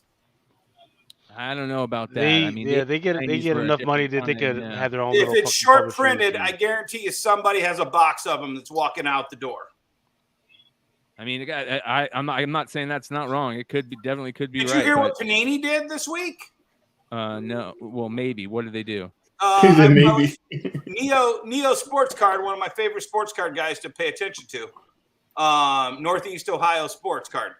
Panini put out this memo this week saying all redemptions have a 6-month window. And at the end of 6 months, we can send you whatever we want from fair market value from the month it was released. So if they've been doing that for a while, though, to be honest. No, but this is like the finite one. And because there's so many redemptions that nobody's paying attention to them now because they're going to lose their license too in the U.S., that there's like a rumor that a whole bunch of the redemptions that they've never fulfilled are never going to be fulfilled because the players are waiting for Fanatics and they don't want to do anything for Panini. So that way Panini can just go, well, when that set was released, the card was only worth 100. Well, yeah, but he's the MVP of the All-Star game this year. Yeah, and it's worth 1,000, if it were out there. But we say it's worth 100, and we don't even have a $100 card to give you, so we'll give you 2 $50 cards. Yep. Yeah, they've been doing that for a while. Panini's going to do it. Topps is going to do it. They're all going to fuck everybody on the way out the door. Yep. I agree. And once again, like you said, Brian, the only way you can vote, the only way us little fucking ants can fucking make a difference, don't buy any of it. Here's what I'm doing with my case. Guess what I'm doing with my case? It's going in a fucking closet and it's gonna sit there, right? Because I'm so mad. I don't even want to open it myself. I obviously am not gonna sell it and pass it on because I'm not gonna make the money off of it. First of all, then it just feels icky selling it. Second, I walked into multiple restocks over the last couple of weeks at Targets and Walmarts, and I looked at it and disgust. $40 blaster boxes, $35 for Topps Chrome blasters, and I can't even pull anything good at them. I watched a guy open 30 Topps Chrome baseball blasters and only pull 2 autos and 1 numbered card. Disgusting. Crazy. Yeah, because like what used to be the ratio before? It's like 1 out of every 6 blasters you could pull an auto. Was 5 or 6, but yeah, somewhere around there. And almost every blaster had at least 1 nice numbered parallel, a decent parallel, And patch cards, and Yeah, but I mean those logo fractor mega boxes, I guess it's like 3 normal packs and then 2 logo fractor packs, and it has like 5 cards in each pack or something like that. Well, so my question is, look, Brian is not going to be the only dude out there that's going to have a disgust with the trading card market, right? Is that disgust going to transfer over to the freaking comic book market, right? Because bro. It's already there.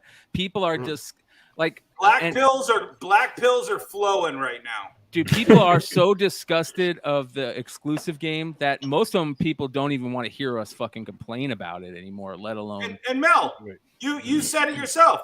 You only release a variant every 5 or 6 months. Yeah, you know why? You're smart. Because I'm getting tired of it. You're smart. You're smart. Yeah. Oh man, I don't even go to a long-winded conversation about fucking store variants because why would you do them every fucking week? That shit is expensive, bro. That shit is expensive. Well, to be honest, here's something very interesting about this. Okay, let me flip it real quick. I've started putting out, extending the hand to retailers, online retailers, and LCS owners alike, and saying, like, I hit up Comic Mint and I said, hey, I would love for you to come on the show and talk about I've seen your exclusives. It's been hot on the tip of people's tongue. Your Midnight Suns exclusive. I want to hear from the horse's mouth. Hey, what are your feelings on exclusives? Why do you put them out the way you do? Is it limited? How do you feel on those limited books? I want to hear from the Comic Mint. I reached out to A&Z Comics over this whole Edge of Spider-Verse thing. I want them to come on. I want to hear from their mouth. Hey, did somebody say to you that they could get this on the Hot 10? Did somebody, because a lot of people are talking about that right now behind the scenes. And, my boy Stein is untouchable to me. So for sure. I'm with you with that one. Yeah, I will stand up for him forever. But I'm going to reach out to ANZ, who did the book, and say, hey, come on, let's talk in a respectful manner. Let's talk about it, right? Let's be transparent about it. Instead of having them come to me, we have to go out to them. So I'm going to do my best to reach out to all these people. I want to get Nick Barucci from Dynamite on to come talk about why he does his variants the way he does, his ratio variants the way he does. I want to get Frankie's comics, to come on and say why they do their exclusive like that. I want to get it from the horse's mouth. That way we don't have to sit here and say, this is what we think, right? No, well, this is what he said. This is what he said, and if it's not like he said, then he's lying, and that's not good, right? Or they're lying. Lord of Brooklyn, shoot me a DM. I can help you with that. Jesus. So, it's we have to get to the point where we have to create a platform available to get this information out, and also to say to people. I'm sorry, Brian. No, you're good. At a certain point, and I'm not advocating this, but it's almost like the little group here and the little group over there. You guys need to put your stamp of approval. So when I say, hey, Wonderworld's doing this variant, there's never been fuckery with my variants. I want the It's Drunken chat seal of approval when I release a variant. I will put that on my page. Hey, Dennis, I would disagree because until you started doing your Ultimate call Fallout fucking 4, we didn't see acetate shit. So I put that shit on you. Yo, your fault, sir. I gotta run soon, but I'm not leaving right now. But I do. What the fuck is that? Is it Trump? I want that. Here. Look, hey Dennis. Here's an idea. Do a variant that has something to do with the Mar-a-Lago. Motherfuckers carrying shit out of the fucking Mar-a-Lago joint. Hey, motherfuckers will buy the shit out. You know what's crazy? Have a bunch of like variants that people have controversial variants in a box walking out of Mar-a-Lago. Have Trump in the background. Ooh. You know the only Marvel variant. The only Marvel variant that's alluded to Trump is the Hastings "You're Fired" Deadpool variant. Oh, I have one of those. What about the black variant with Trump on it? Which one? That comic Black has Trump as Donkey Kong. Yeah. Oh, I don't remember that one. Aaron, that sounds like a different segment. Freaking controversial. Am I breaking up, or are you guys breaking up? No, you're good.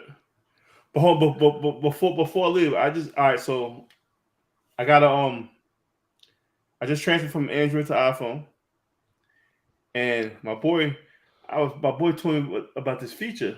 I was like, man, I wish I could just take a picture of some text and copy and paste it. He's like, dummy, you could do it with the iPhone. I said, no, you can't. Oh, wait. First of all, you've always been able to do that in the last 4 years with Samsung, with Android. I didn't know that. I did not know that. And the only reason why I'm getting pissed off is that's because iPhone users are acting like it's a new thing. We've been able to do that shit for the last 4 years. Oh no, let me tell you something. I am a Samsung owner, and Samsung ease of use, software, shit like that, bro.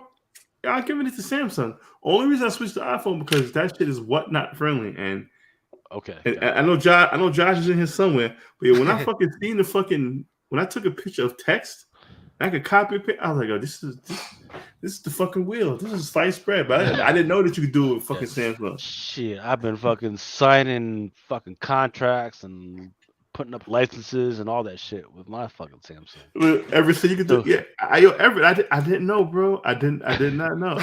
And again, it's crazy. People have got $1,700, $2,000 worth of fucking software, hardware in their fucking hand. Don't know what it actually fucking does. Not everyone can adapt to technology though. Too. Yeah, and the crazy part on the iPhone, you have this button here to put it on silent.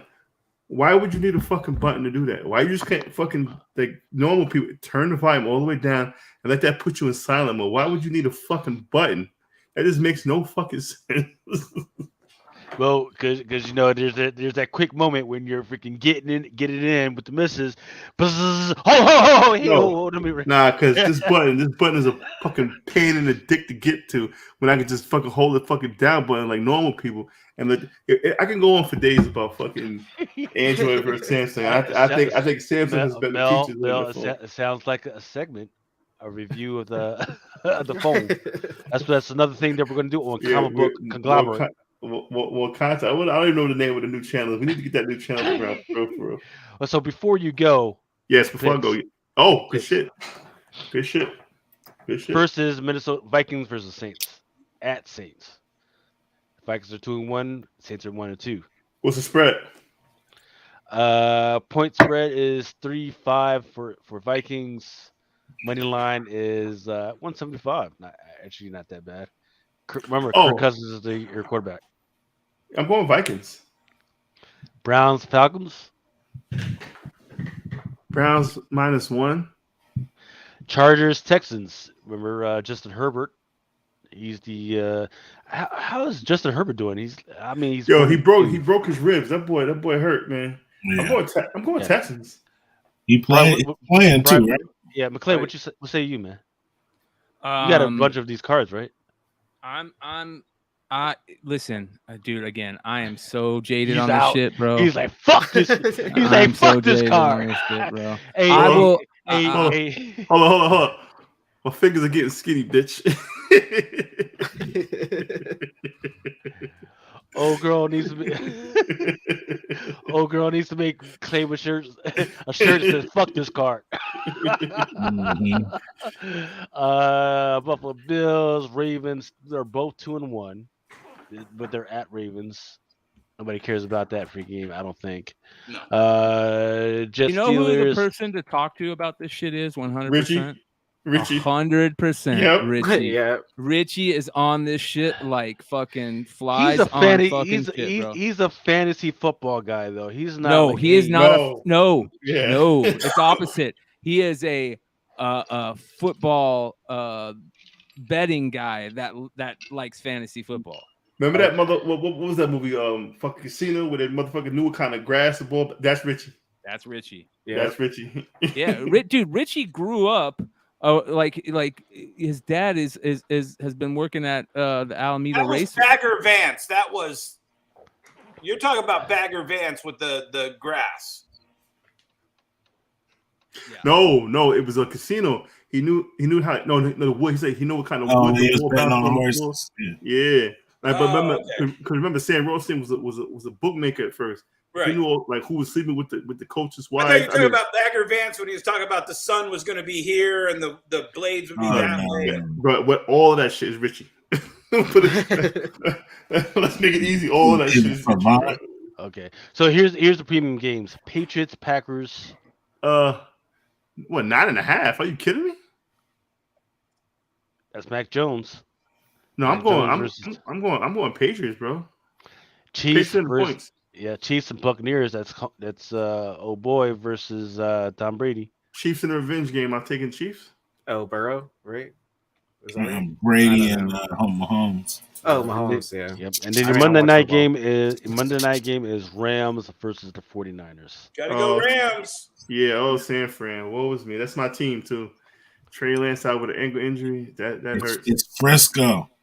Go, yo, Stafford. Lucas, Nobody go, calls it San Fran, man. It's Frisco. Frisco. Lucas, go back one slide. Nobody calls it that. Go back one slide. We missed some games, Lucas. Seattle, Detroit. Yo, I gotta tell you, Dennis, I like what's going on over there in Detroit, man.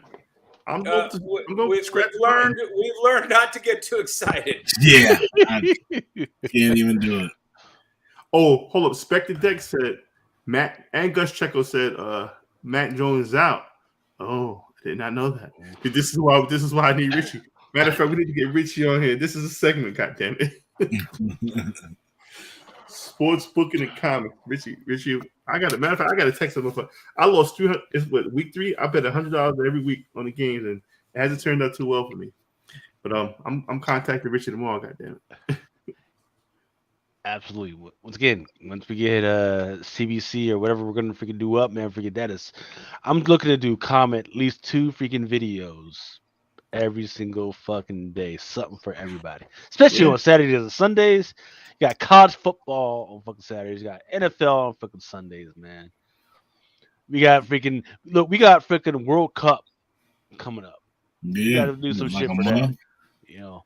That means Roosevelt Avenue is gonna be crazy. Hold on, we got Arizona, and Carolina. Why is Arizona underdog? Who's not playing playing? like shit, bro? It's the Yeah, Panthers. terrible The 1 and defense. 2. Yeah, the 1 and 2 versus The the fucking Panthers. 1 2. Panthers. though. Yeah, they're terrible. Panthers at home. Losing Chandler Jones killed them. I'm going Arizona. And remember, always do the opposite of what I say. So that's how you can make it. Why are the Raiders unranked? Because they suck. Because they haven't won a game. Aren't they like 0-3 now? I think they're 1 and 3. And the Cowboys are favored by 3, even though they don't have Dak Prescott. DT says Cowboys, Panthers, Broncos, Green Bay, Lions, and Rams. We need to get rich. Where's he at? That's all I got for this. What's the next segment? I got to start. All right. Yeah, I'll stay for this. Red. Actually, it's not as bad as last week. No, it was a little bit it was all red. Now we got some red with Netflix. Netflix just remember I just told you guys it just decided to dump Grindel. So that might be why it's green or something like that. And look, just gotta remember when people get fired, they do what? They stay home and they just watch a bunch of fucking movies and shit, feeling sorry for themselves. The main thing is that Google is shutting down Stadia. Stadia was like a gaming thing, right? There was like, hey, they were trying to be like PlayStation and Microsoft, but you were able to get into it via Google. But they were like, no, it's not working out for nobody. Nobody knew what Stadia was. Nobody gave a fuck what Stadia, which is it was just this own weird fucking thing. Nobody gave a fuck about Stadia, right? Even though some of the games were even fucking free. Meta, which is Facebook, is fired 30% of its fucking engineers, which is like 100,000 fucking people. Yeah, metaverse is gonna be terrible. Yeah. So, and this is a week after Fed Chairman Powell said, "Hey, we need to keep raising the rate up to like 75 points to keep making sure that it's more expensive for people to borrow money." What the thing to keep an eye out is that the exchange rate is predicated on this idea of a demand substitution between the domestic and the foreign produced products. Just got to remember that any foreign product that's out there that is highly bought by the U.S., they're going to feel the pain this week. So, for instance, that's why the UK, they were feeling the pain last week, and they decided to buy a whole bunch of debt, buy a bunch of their own debt to freaking try and get out of it. Consider, for instance, an increase in interest rates in the United States via higher U.S. rate led to an appreciation in the dollar, right? So what does that mean for the comic book market, right? Look, Fuck. got to remember a lot. Yeah, a lot of our comics are actually printed abroad, right? So these 10.99 fucking books from fucking DC, these 4.99 fucking books from freaking Marvel that we're fucking see. The Fed is doing some shit to help us get that under fucking control. Hey, I got an idea. Let me put me in a room with these people. Stop giving fucking $14 billion to Ukraine. We need that money here. What the fuck is wrong with y'all? No. Because got to What do you remember, mean? no, because got to remember the underlying thing is that the Russia is trying to build their own Eurasian freaking thing, right? They're trying to influence everybody else so they can raise the prices of everything else. Don't forget that 4 different freaking Nord Streams and pipelines got blown up. Yeah, they did that shit on purpose. No, that was an accident. That was an accident. Yeah. Right. It takes about 500 pounds of explosives to fucking explode that, and that's more than freaking Look, 100 you feet. can't prove that those 2 Navy ships went right over those pipelines like last week. You can't prove that. Right. Look, so what you're going to consider is Russia. They're trying to do their own thing and trying to make sure that they are destabilizing our alliances with our foreign partners, especially like if there's a country out there that's not already part of the alliance, they're like, hey, fuck you, we're gonna do whatever we want to destabilize your freaking economy, whether it comes to gas, petroleum, all that shit. They're fucking going after that. Gas is what, like $6 again, right? 9 in California. Well, I don't know, but in talking about gas or like gas for the whip. Gas for the whip. Well, in my neck of the woods, it's only like it's back down to $3.49, which is amazing. It's not bad, but I see some signs. I think Manny the comic collector was posting some signs. And he's like, yo, this shit's like $7, $8, $9. I said, damn again. I went to Costco yesterday and got gas, and that shit was $5.49. Today, gas was $6.52. How y'all fucking living? We're back over 4 in Detroit. That's just what it is, man. You just gotta deal with it. You know what I mean? Right. Jesus. I work from home 2 days a week. Right. Three sometimes. You know what I'm saying? Exactly. But to to Mel's point of like, hey, why are we selling 14 billion? That stops Russia from being able to do whatever they want, because it's not just, oh, we're gonna freaking annex these 4 freaking districts. Aren't they winning the war anyway?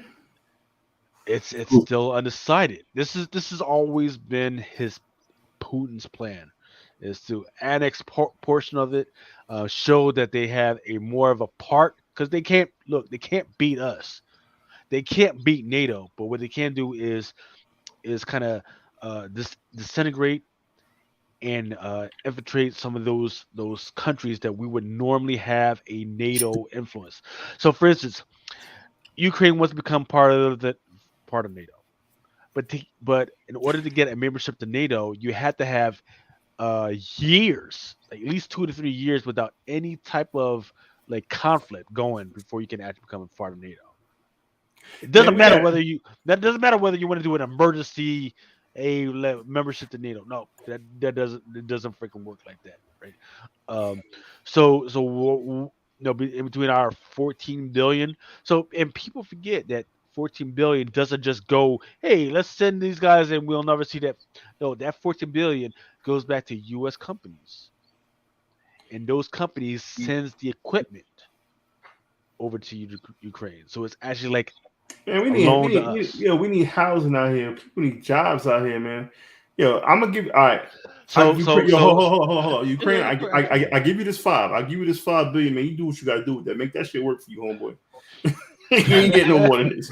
But the most supportive thing, the most interesting thing is that line. There's a line right now of Russian citizens trying to get the fuck out of Russia right now because once that freaking thing said, "Hey, yeah, we're going to go ahead and conscript 30,000 fucking people," everybody tried to get the fuck out of Dodge. Oh, yeah, because they said they yeah. I heard some people were living in Russia. Like, whoa, wait a minute. Yeah, Well, but that's because when Zelensky started conscripting all his people, they were shooting deserters. There was no escaping. Yeah, it was a weird situation. So DT says, "Hey, Russia has declared some land in Ukraine. Where was it? Has declared some land in Ukraine. Ukraine is saying no, no, no.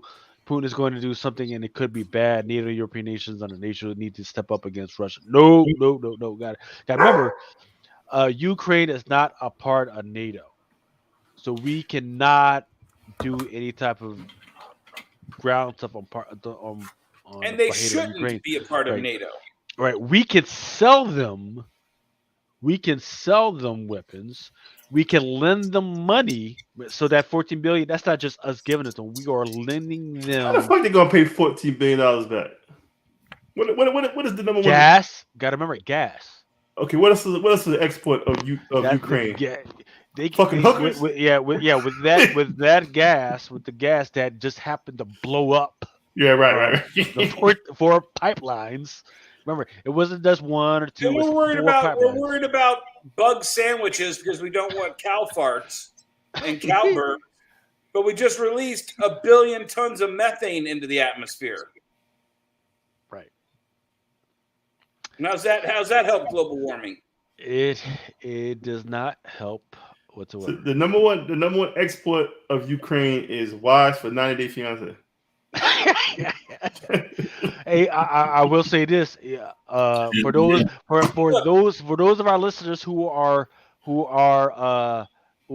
bachelors or eligible, just remember that there are a bunch about to be a whole bunch of Russian imports ready and available. Look, That's all I gotta say. If I have to do my part to take in some refugees, I will. Yeah. That's what I will do. You know, fucking, hey, Martha Vineyard is about to get a freaking bunch of imports from Mexico, and there's about to be a Russian. And this war is affecting home because I haven't seen hockey in about 2 months. Yeah. Hockey been going about 6 months. It's about 6 months. Bumped in and bumped out. So this is affecting us. But hey, look, going back to the stocks, the one main thing that I've always consistently been watching is Disney, right? We were at 110, 111 just a month ago. We are now down to 94.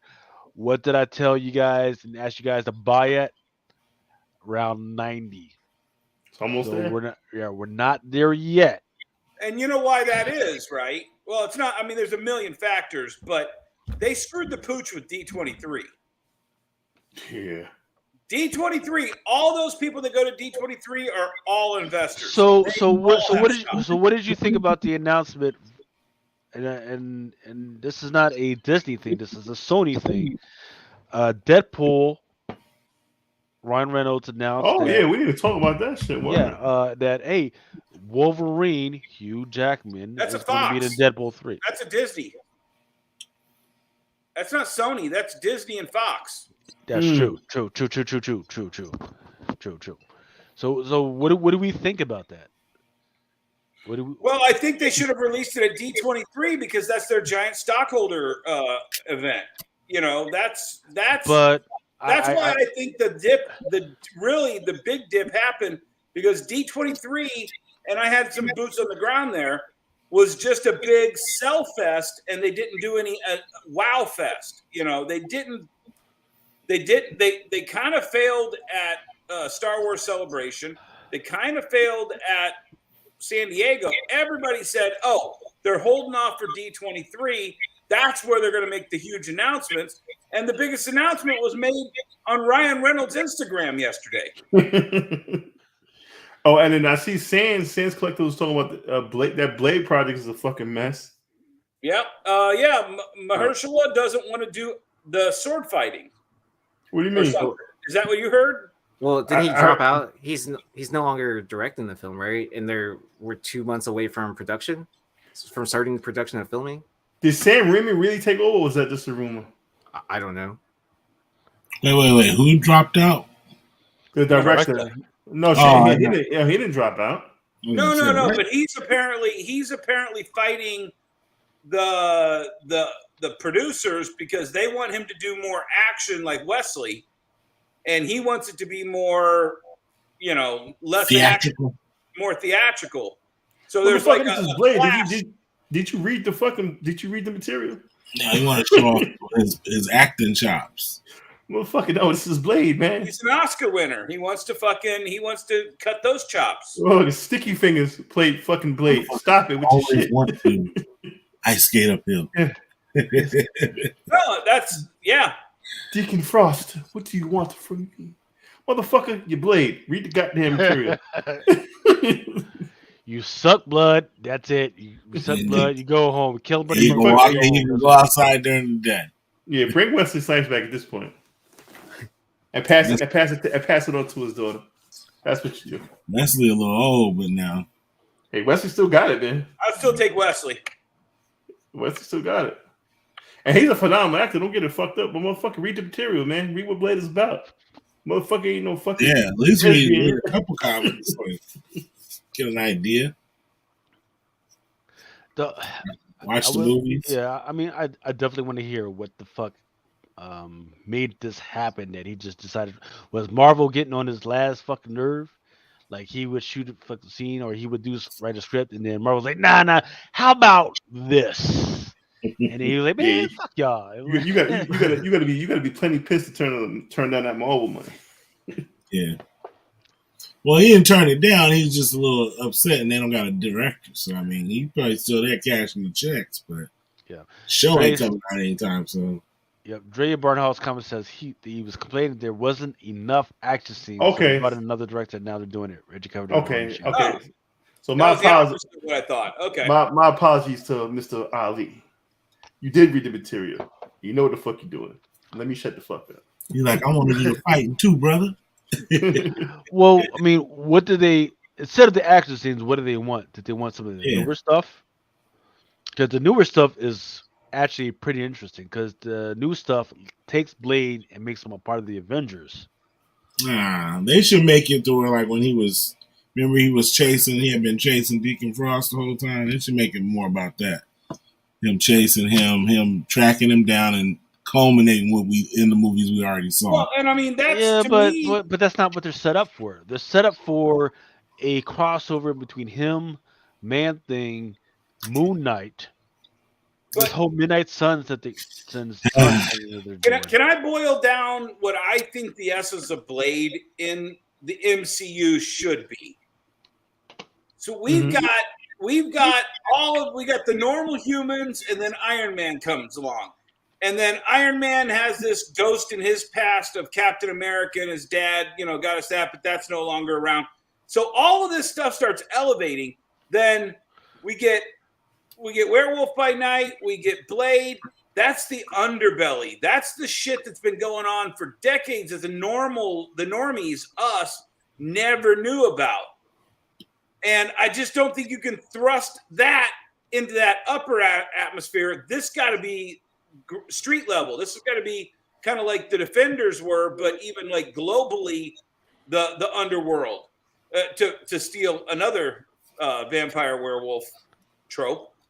This has got to be about the underworld, the dark part of the MCU that we haven't explored yet. So you can't just take and grab him and throw him into the Avengers or throw him into Guardians of the Galaxy. You got to keep him down here with all of this other stuff. Elsa Bloodstone, hell, the dad's been around for decades, but we just haven't heard those stories yet. Yep. So Dre Barnhouse comment says he felt that the movie was lackluster. It was mostly acting without action that they brought somebody to adjust it. DT is asking, how about Keanu Reeves saying if he could make only one movie that he's done before, it would be Constantine. Eugene Enyon says Dracula. Yep, that's what the latest Avengers stuff has been trying to connect to. It's trying to connect Blade to Dracula. In fact, Blade is supposed to be the sheriff in Transylvania right now. Blade versus High Nathan says Blade versus Dracula, bringing the Midnight Suns, and then Up and Down says the rumor about it is fake. Focusing on Blade's daughter is bullshit. It's just trying to play up on MC Backlash. MCU. What? Hey, can we talk? Is that a thing now that everybody's Yeah, that's what everybody's calling it. The Phase 4 is what incels. Cállate. Like, they're not gonna make this. They're not gonna make it about his daughter. Well, that is. Oh, so Did you see do the know that at some point the incels poster that Disney released though? That wasn't helping him much. Talk to that. What are we talking about? Can you Google it? She-Hulk incel poster. So I do know that one of the episodes that there was a whole thing about there was a Reddit post and there was like a dark web post where it was a bunch of incels that were just saying a whole bunch of shit, but it was really them. No, this was over the top. I'll show you. Yeah, go ahead and then share your screen. I don't even know what's going on anymore. I'm just here so I don't get fined. She-Hulk has been the most. She-Hulk is so fucking mediocre. I can tolerate it. Oh, She-Hulk is like medicine. So look, at least the first 3 episodes has like some little Easter eggs at the end of the fucking show that connected it to the rest of the MCU. Now they're just on their own other bullshit, and I'm just like, what? What are they doing? I was expecting like Jack of Hearts at least, to show up. Yeah. Nope. Maybe some. Hey, how about Jen from Spider-Woman to show up at some point? Nope. She-Hulk is like wearing a mask for COVID. It's like, I get a mask. All right, fuck, I put the mask on. That's why I'm at She-Hulk right now. Oh man, but look, freaking the major thing that is on Instagram right now is people are blowing their minds about that freaking Wolverine, Ryan Reynolds saying the Hugh Jackman. I'm excited for this. You know, I got to wait 2 more years. 2024, right? Right. Okay, that's right around the corner. Sure. If you think you got that much time, I mean, how old is Hugh Jackman? Hugh Jackman looking about 80. By that time, I know he's not going to be doing his own stunts. I know that much. I mean, you have to bring in a younger Wolverine. How are they going? I want to see how they're going to transition. I mean, well, in the last Wolverine, the old man Wolverine, they did bring in another Wolverine. Right. What's going to happen with X-23? At this point, I don't give a fuck about X-Men 3. I do care about X-Men 95. Is it X-Men 97? Whatever. I think it's 95. X-Men 95. I want to see that shit. I want to see how that shit fucking plays out. Can I show you guys something real quick? Because I'm gonna bounce, but I gotta. I've been going through my books getting my books ready for my sale tomorrow, and I found Whatnot. So this is the Whatnot sale. What time tomorrow? I think it's at 5 p.m. Eastern. It's part 1. 5 p.m. Eastern on a Saturday night. So I'll already be 3 sheets to the fucking wind. Well, 5 p.m. Eastern on a Saturday night. Ready to buy some shit. And then at 9:30 p.m. Eastern, we got Matt Nelson on. And then Sunday, I've got part 2. Whatever I didn't sell on Saturday, I'll sell on Sunday. But check this shit out. I don't know if you guys have ever heard about these or talked about these. Have you guys ever heard about these or talked about these? I've been hoarding that Wolverine one for a while. So me too, Dennis. I love this. This is the first appearance right here of the Wolverine squad. Okay. First appearance of the Wolverine squad. Exiles number 85. 67? Yeah, 85. 85. So it's a storyline, great storyline in the Exiles run. It's got the first appearance of Patch, Zombie Wovey, Albert, LCD, Weapon X, James Howlett, and Major Logan of the Wolverine squad, which is like a huge alternative reality Wolverines, right? And not only are there's Deadpool versions of Wolverine in here, Fang versions of Wolverine in here, different Brother Mutants first appearance in here, and then 86 is continues that story, and look at all those fucking Wolverines. Do you see all those? Christ. So here's the thing. Those are all Wolverines, different types of Wolverines.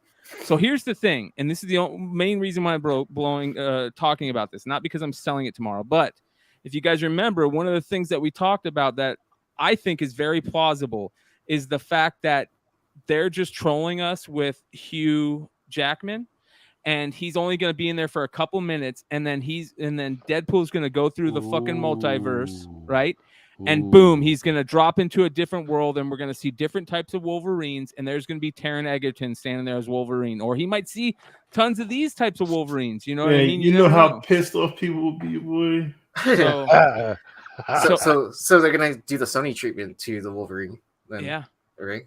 So like, Brian, before you leave, I don't know if you had this queued up, Lucas, but have you heard the whole controversy with the HasLab Ghost Rider? Not yet. Not yet. Yeah, we talked about. Well, I don't know about the controversy. We talked about HasLab and the Mephisto thing last week.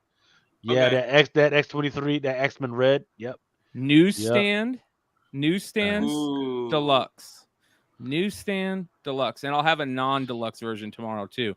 But I'm also going to have this set available. Tell me about the HasLab stuff. So HasLab drops that Ghost Rider. They're making it a big deal out of the Ghost Rider 50th anniversary. And they're like, and we've got an exciting announcement for you. For $350, you'll get this non-Dodge branded muscle car because we didn't want to pay Dodge the license fee. And you're going to get this Robbie Reyes. And for $350, and all you got to do to get a regular Robbie is meet our funding goal in a week to 9,000 units. That's different than what they've ever done before, yeah. Right, and well, they did it with the His Tank, and the His Tank got funded instantly, so that was a no starter. So they said, oh, we could do it again with this Ghost Rider. And everybody was like, wait a second, we got a Sentinel out of you guys for $350. And somebody did a size comparison.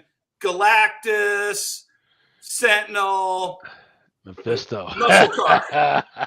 and the guy who does Valorverse did a really good show with Retro Blasting and Analog Toys, where he was like, look, I build toys for a living. You know, I made the Valorverse toys. I'm a competitor to Hasbro. And the amount of parts in the arm of this Sentinel is twice the number of parts that make up what they're giving us in this car. And then a million other guys were like, how did you're making an 18-inch car for a Ghost Rider, but somehow Diamond Select Toys made a 6-inch scale Batmobile the Animated Series for 120. And, you know, Mattel Bratz can make a 57 Chevy convertible for $20. You know, and so everybody started shredding this, and it got up to 6,000 backers for the deadline. They needed 9,000 to get the Robbie Reyes. And then the guy who ran HasLab on Twitter was like, well, guys, you didn't meet the funding option, and we don't go back on it. So let's just get to 9,000, and maybe you'll get. Here's another. They're only at 54,000 or 55,000 right now. Well, here's the thing. They went to 6, and then they said, "Yep, no civilian Robbie Reyes," and then it just started dropping and dropping. Good. People canceled. They should. And they're voting with their wallets, Brian. Yeah. And you know the sad thing about this is that I was going to buy 3 of these because these HasLab things always go up in value. Well, but you know what? People started talking about that. The $350 for the Sentinel plus shipping was like $375. You can get a Sentinel right now for like $600. So not all of these are doubling up. Like the sail barge is like quadruple, and the Razor Crest never doubled. The Transformers quadrupled. The Unicron.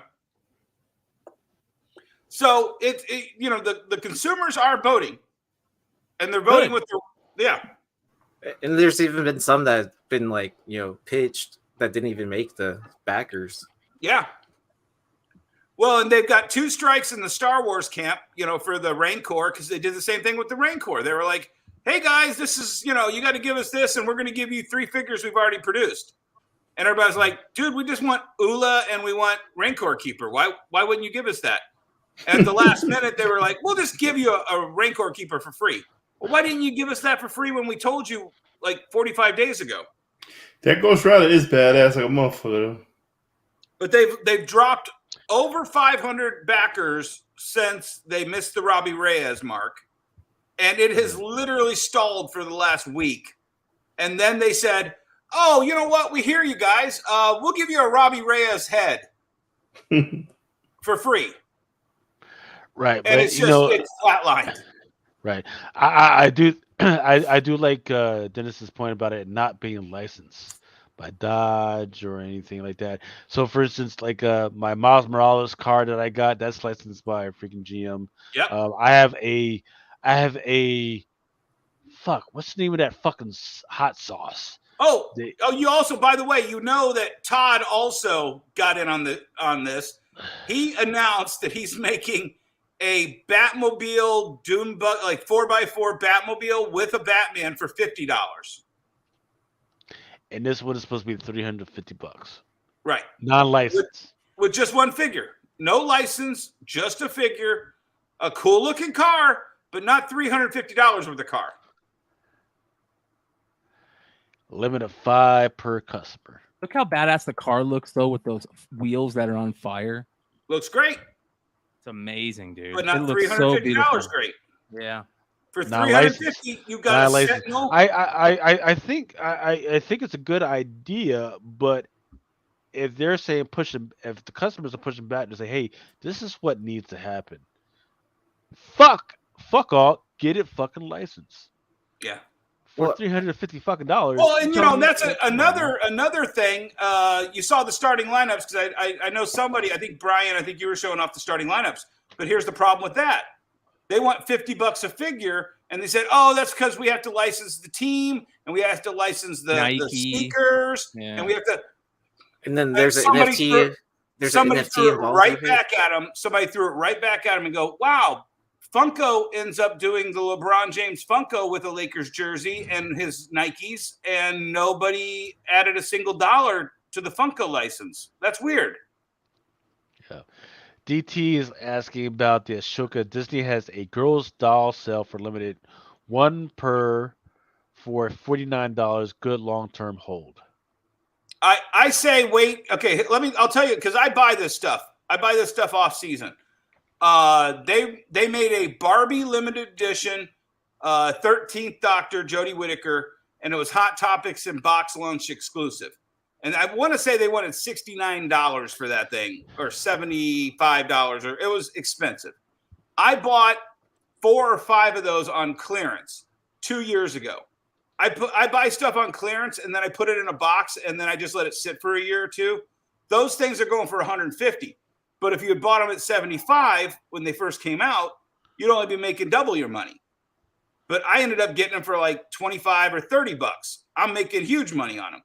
GameStop had a Barbie doll version of Storm, Mystique, and Dark Phoenix, I think a year ago. And those things hit clearance over a year ago. And I bought probably about 10 of those, mix match. And those things are all going for $70 or $80 again. And I got them for like $20. So when it comes to these dolls, they are good investments, but I can tell you from experience, a lot of them hit clearance. And if you get them on clearance, you're going to make a lot more money. All right. Yo, listen, I got to go because me too. It's 3:00. I got to start packing these books. But pack an hour ago. Thank you guys for having me as a guest.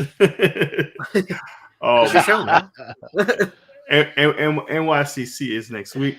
Let me do my shameless plug for my Whatnot sale tomorrow. Beautiful Whatnot sale, 11 o'clock p.m. At some point, we will try and pull you in for the NYCC. Yeah, for sure. I'll be there. I'll be right. around. Okay. But God bless all, and see you tomorrow at my sale. It's gonna be crazy. And All right, man. Mel, love you. Love you Peace, too. Thank brother. you. Wait, hold up. Lucas, I'll never forgive you for this. This is Wednesday. This is Thursday. Mama. No, old girl, she's got to freaking spin it up. I know she better be printing that shit out right now. Getting it in the mail right now. You know, Yo, I'm gonna have a nice day. Yo, I might dye the beard. I don't know yet. I don't know. No, man, you got to go distinguished. Cocoa butter. Distinguished. It's gonna be nice. What was that from Bad Boys 3? Cocoa butter is the shit. If you don't know what cocoa butter is, ooh, that's some magical shit. All right, everybody, have a good night. I'll see you all next week. Yes, sir. And Lucas, hold it. I'll still be listening. I gotta pack these books. From today, so I'll still be listening. That's what I was doing before I jumped on. Was packing books. Thank you, Mel. Thank you very much. No doubt. I'll see you guys later. Have a good one, everybody.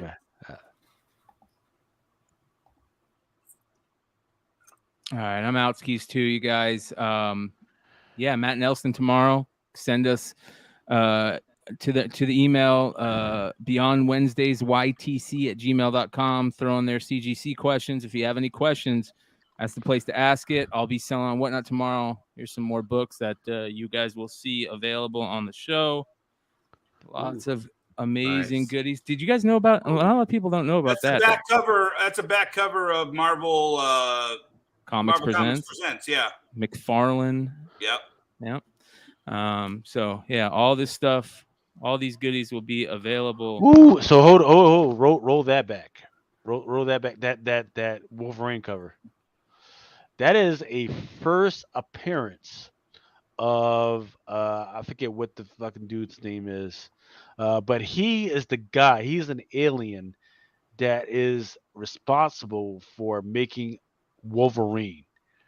Like, he was a scientist that people don't really know about, but he was the guy that made fucking Wolverine, but people don't know it. And that first appearance is in that fucking cover, or and that gorgeous Barry right Windsor there. Smith. Amen. That whole run, that Marvel Comics Presents run, is amazing, and so is that right there. Nice. So yeah, I love the Alex Ross. Ross, yeah, those Alex. Roll that back because I've been doing really well with some of those timeless. That is a timeless Alex Ross cover, and I have been doing really well. I've got on 3 boxes of them. I haven't even started to want to sell yet. So this is an early Kirkman Marvel story where X-23 in the original OG Wolverine costume teams up with Spider-Man. Yep. So these will all be available. Oh, Slur. So all be available tomorrow plus more. I picked up 2 of those Slurs lately too. Tough books, man. But yeah, much love to everybody. We're going to have that controversial list, huh? Later, Brian. Yeah. We'll see you guys later. Thank you. And then there were the 3. Are you guys ready? Let's start. Yeah, you're going to be in New York, right? No, I'm going to be at Baltimore. Yeah. Yeah, I have. Baltimore is where it's at. Fuck NYCC. Baltimore is where it's My at. daughter wants to go see Broadway, wants to see Beetlejuice on Broadway. I already bought the tickets. Okay, yeah, I can't hate on that. Yeah. You know what I mean? Support the arts. I like that. Support the arts. It's a twofer. It's a twofer. Mm-hmm. How about we get into some FOC stuff? Is that okay with you, gentlemen? Yes, it is, but I will have to duck out in the next half hour. Oh, well, shit. We'll at least be done with the FOC stuff in the next half hour. All right. DC, Action Comics, 1048. There's a 1 in 25 Raphael Sarmiento card. Nothing special. I think people would be more interested in the Ivan Tao Black Adam movie card stock. It's the only one worth buying. Yeah. What do you guys think? Are you guys going to see this movie? This freaking Black Adam movie? Do you guys give a fuck? Here's the thing. I'll go first because I hate DC. But I love The Rock. So I'm probably going to rent a movie theater. I'm probably going to do an event. You're going to rent a movie. So are you doing the AMC? Because what's it, $200 rent movie theater or some shit? It's 400. I rent Phoenix Theater. That's in our mall. So it's cost me $400 for 50 seats. And, we just make it a, customer and employee event. And, it's tax Hey, write-off. for fucking Baltimore Con, how come we don't fucking rent a theater out there and fucking just chill out there? There you go. Nick Hart was talking about doing that like last year too. Like, we should plan to rent out a theater or something like that and then like watch something. Yeah. Aaron, let's make this happen. Fucking check that shit out. Let's see. Let's But I will say this. I will say this. Just from the trailer, and I've been trashing on the Black Adam movie since they were running animatics and sketches as trailers for 2 years. It looks like it's actually going to come out. I, however, think that almost everything in this movie feels like it's been lifted from a Marvel movie.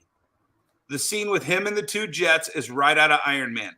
The scene with the two people in the van in the desert is right out of Thor, in my opinion. Where he's sitting there and he looks lost and they're like, oh my God, this is some crazy man. That looks like it was lifted out of Thor. There's just so much of this feels that when the Justice Society opens up their black jet and the basketball court moves aside and they come up out of the middle of it, I'm like, that's X-Men. You gotta bring us something we haven't seen in a Marvel movie. Dennis, you are being overruled by the comments right now. DT says that Tao was sick. Black Adam looks good. Agree. We're paid to just see my favorite James Bond. What? I don't know. Timothy Dalton's not in this. Eugene Young says, hey, yeah, hell yeah, I'm watching this, but it's kind of irritating every time I see commercial because it's like a while from now. And that is an issue every time I go to the fucking movies, is that I see these fucking trailers inside a fucking movie theater, and it's like it feels like it's had the fucking movie. So when I get to actually see the fucking movie, it feels like I've already fucking watched it already. Yeah, it's like I've seen all the best parts, right? Too much like that. Love and Thunder just felt like I saw the whole movie in the trailer.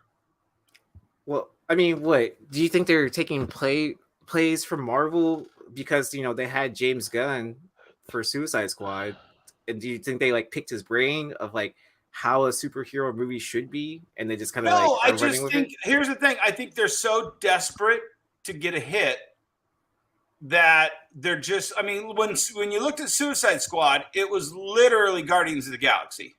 Yeah, the first Suicide.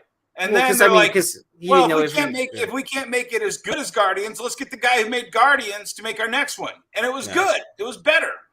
Yeah. And I think they said, okay, well, Black Adam, how are we going to sell this? Well, we can't just copy Black Panther, so let's copy all the other stuff but Black Panther. And get a really strong actor to play the role. Facial recognition. We're hoping that The Rock does all the work, which is pretty much what he does in any movie he's in. Yeah.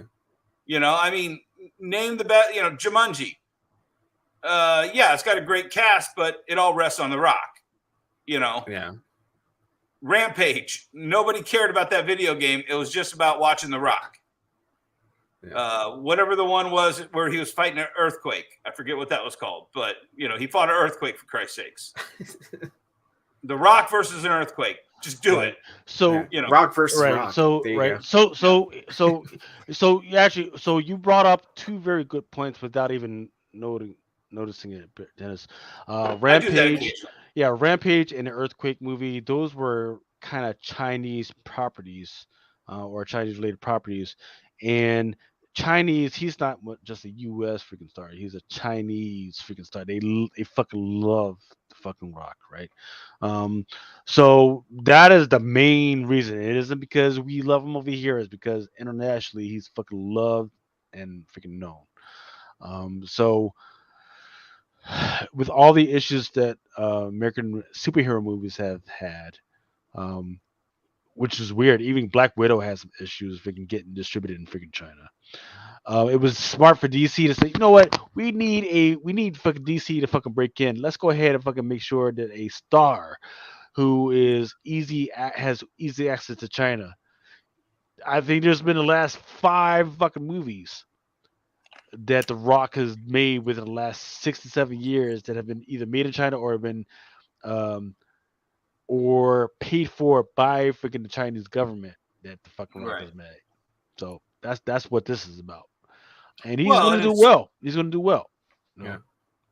And we're in a world right now where China's best friend is Russia, and we're trashing on Putin and Russia. You know, there's things that can happen between now and then that could still torpedo this movie. Right. People are like you were saying, hey, you know, Rampage was terrible. It might have been terrible for these people here, but over there, it did well. It did okay. Well, because aren't they building on that as well? Because aren't they going to do like a Galactica movie and then or Galaga movie and like movies that are based off of video games, like the retro video games? That is in the works. In fact, I think I was talking about Dark Horse, the Dark Horse Investor Embracer Group, that they're doing a whole bunch of stuff. They just got an infusion of $37.8 billion from the Saudi prince, but that was only, I forgot to say, hey, guess what? That was just to say fuck you to the Chinese government, because the Chinese government just started investing a whole bunch of money in the Genshin Impact, which is a simple enough fucking game, but it's making a lot of fucking money. And just this past week, it actually said that they are going to make an anime, and there's possible news about a live action movie about Genshin Impact. So if you haven't already played that fucking game, you may want to fucking pay attention to it. Plus, there is a manga fucking hard print, comic print that's out there as well. So just putting that out there. This is where we need freaking Heartless to fucking come on. But say, I fucking work, motherfucker. I know you ain't fucking working on no. That Tao cover is amazing, and if I were anybody out there, if you wanted to invest in it, buy 25 copies of that, get the 1 in 25, and make your money, because that will be amazing. It is. And then just wait for the CGC signing with with The Rock, and hopefully he'll sign it with The Rock. You saw that Benedict Cumberbatch is doing an ace signing for $335. That's actually kind of reasonable, right? I think that's like the most reasonable superstar I've seen in a while. Yeah. Natalie Portman wanted what, like $700 or something? Yeah, I mean, I don't pay attention too closely to that, but yeah, I know they're usually like at least in that $500 range, if not more. Yeah. IDW, right? It's got the fuck's happening? IDW. Is it official that they're definitely losing G.I. Joe to Skybound? Yep. Oh, did they announce that? No. They are officially losing them, but to who it's going to, that is not unofficial. Okay. Yeah. Right. So no one knows. Yeah, everyone's just taking guesses at that. It's supposed to end at what, issue 300? Yes. Yeah. Well, and fucking answer Eugene, you don't think Kirkman can pick up a phone and say, "Hey Todd, can you do a G.I. Joe cover for me?" And it happens. Yeah. So the big news for them this week, other than 300, Napoleon Dynamite is going to do a part 2. Do that with the original cast, and it's going to be based on the comic book. The one that I have here is the photo, but there is a 1 to 10 that's out there. Leaving that out there. Okay. I wouldn't say do the 1 to 10 as much as I would say do the photo, because at some point these fuckers are going to start showing up at the fucking comic book circuit. Yeah. No. And you can get them to freaking sign it. So this one is number 1, but on number 3, you've got the 2 brothers on the freaking cover as well. Uncle Rico. Nice. Yeah. Should have been a quarterback in the NFL. You know what? I was his manager too. I was his booking agent. John. Really? How the fuck? Yeah, and you know what? You know what cost me? You know what cost me being able to get him to his first show, and then I never ended up. I got him booked into his first show, and he calls me up, John Grease, and he goes, "Hey, Dennis, man, I'm sorry, dude. I got to cancel that show. I'm doing a movie with The Rock in Hawaii, and I got to do this movie, man. It looks so cool. And it was the Rundown with The Rock and Sean William Scott or whatever his name is, and he goes, oh, that was what he said. He goes, dude, I get to hang out with Christopher Walken the entire time because I'm his henchman. I was like, dude, I'd fucking cancel for that, yeah. And then at that point you gotta say, hey, fly me in so I could be your fucking gopher. Yeah, exactly. Yeah. Yeah, but yeah, so The Rock did cost me hanging out with Uncle Rico. So all right, so just remember, DC stuff, the FOC is Sunday, as well as like Oni and Artist Lead stuff. Artist Lead has a 1 to 25 for this number 4. It's okay. Batman Gotham Knights Gilded City number 1 is coming out. There's a 1 to 25 Christopher Mitten card. There was some information about this. All right, so for issue number 1, readers will receive a code for an exclusive Sin variant for Bat Cycle. Readers who redeem the codes for all 6 issues will receive a special 7th item. So, just putting that out there. Sounds like a punch card. So make sure you get all 6 issues and you get the special item that no one's probably getting. See, this always pissed me off. What's that? The fact that there's no fucking covers for this shit? Just trust us. It's Jim Lee and Scott Williams. You're going to love it. Buy 50 copies. What do you think of these DC body bag variants?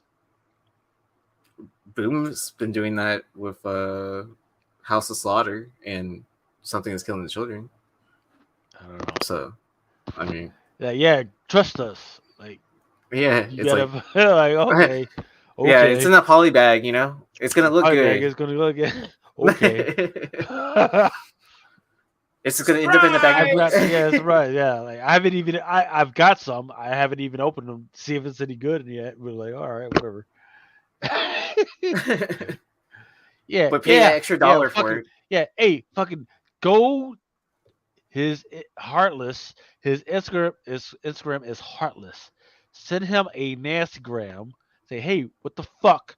You haven't been on Drunken Chat for 2 years. Has it really been that long since he's been on? 2 years. But yeah, man. Fuck that dude, Damn. man. He needs to get his ass on. If we need to get on, do this shit earlier, let me know. We will do this shit earlier. But I gotta go to work on fucking Saturday morning. Get the fuck out of here. All right. DC Horror presents Sergeant Rock versus the Army of the Dead number 2. There was a first appearance of number 1. I was correct. Joe, I haven't read number 2 yet. Joe, if you're talking about Hartman, he's in the chat. Is he? He just has a different screen name. So not Heartless. Not Heartless, Hartman Sports Cards, you know? He has a different he has a new username. I'll say that. I'll let you figure out who it is. DC Mech number 3 actually did well. There was a Wonder Woman cover that actually did well and sold out. DC versus Vampires number 10. There's a Nathan Zerdy, which is that Supergirl looks pretty neat, but it's not. It's like okay. It's not anything It needed special. to be a bit better. Yeah, that 125 John Jiang. Deathstroke Inc. at number 14. I do love the Halloween joint. There's a 125 by Megan Wong. The question is it going to be out in time for Halloween? I don't know. It'll be out for 1 week before Halloween. That's it. Okay. Okay, so 2 weeks. Okay, not bad. Oh, so that Tuesday before? Yeah. Yeah, we got to come up. We got to come a week before that, but you're not supposed to sell it. Oh, yeah. That reminds me, Lucy Mama Comics. She's coming out with some Halloween content, haunted content. Make sure you subscribe, listen to her freaking for that Halloween content. Detective Comics number 1065. There's a 125 by Martin Simmons. and a Jim Lee pencil foil cardstock 1 in 50. I forget what the prices of this shit is. If it's cardstock, it's like what, $5.99?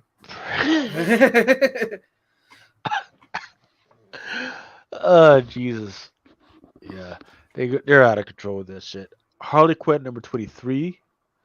I do like, and that's only because she's my friend, Roger Lynn, who's from South Korea. I do like that. It's got a little bit more going on. There's a 1 in 50 Megan Hutchinson Kate's I joint. don't hate that cover B. The Larry Lee, she does some amazing. Look, this is the first time I've seen Larry Lee do something outside of Dynamite, I have that donut pillow. and she killed it. She kills it with that. Kills it. So what you would do is get fucking. Well, you can just get the Russell in, or you can get hit me up. We can get 25 of the Larry Lee, which are amazing fucking covers. Good stuff.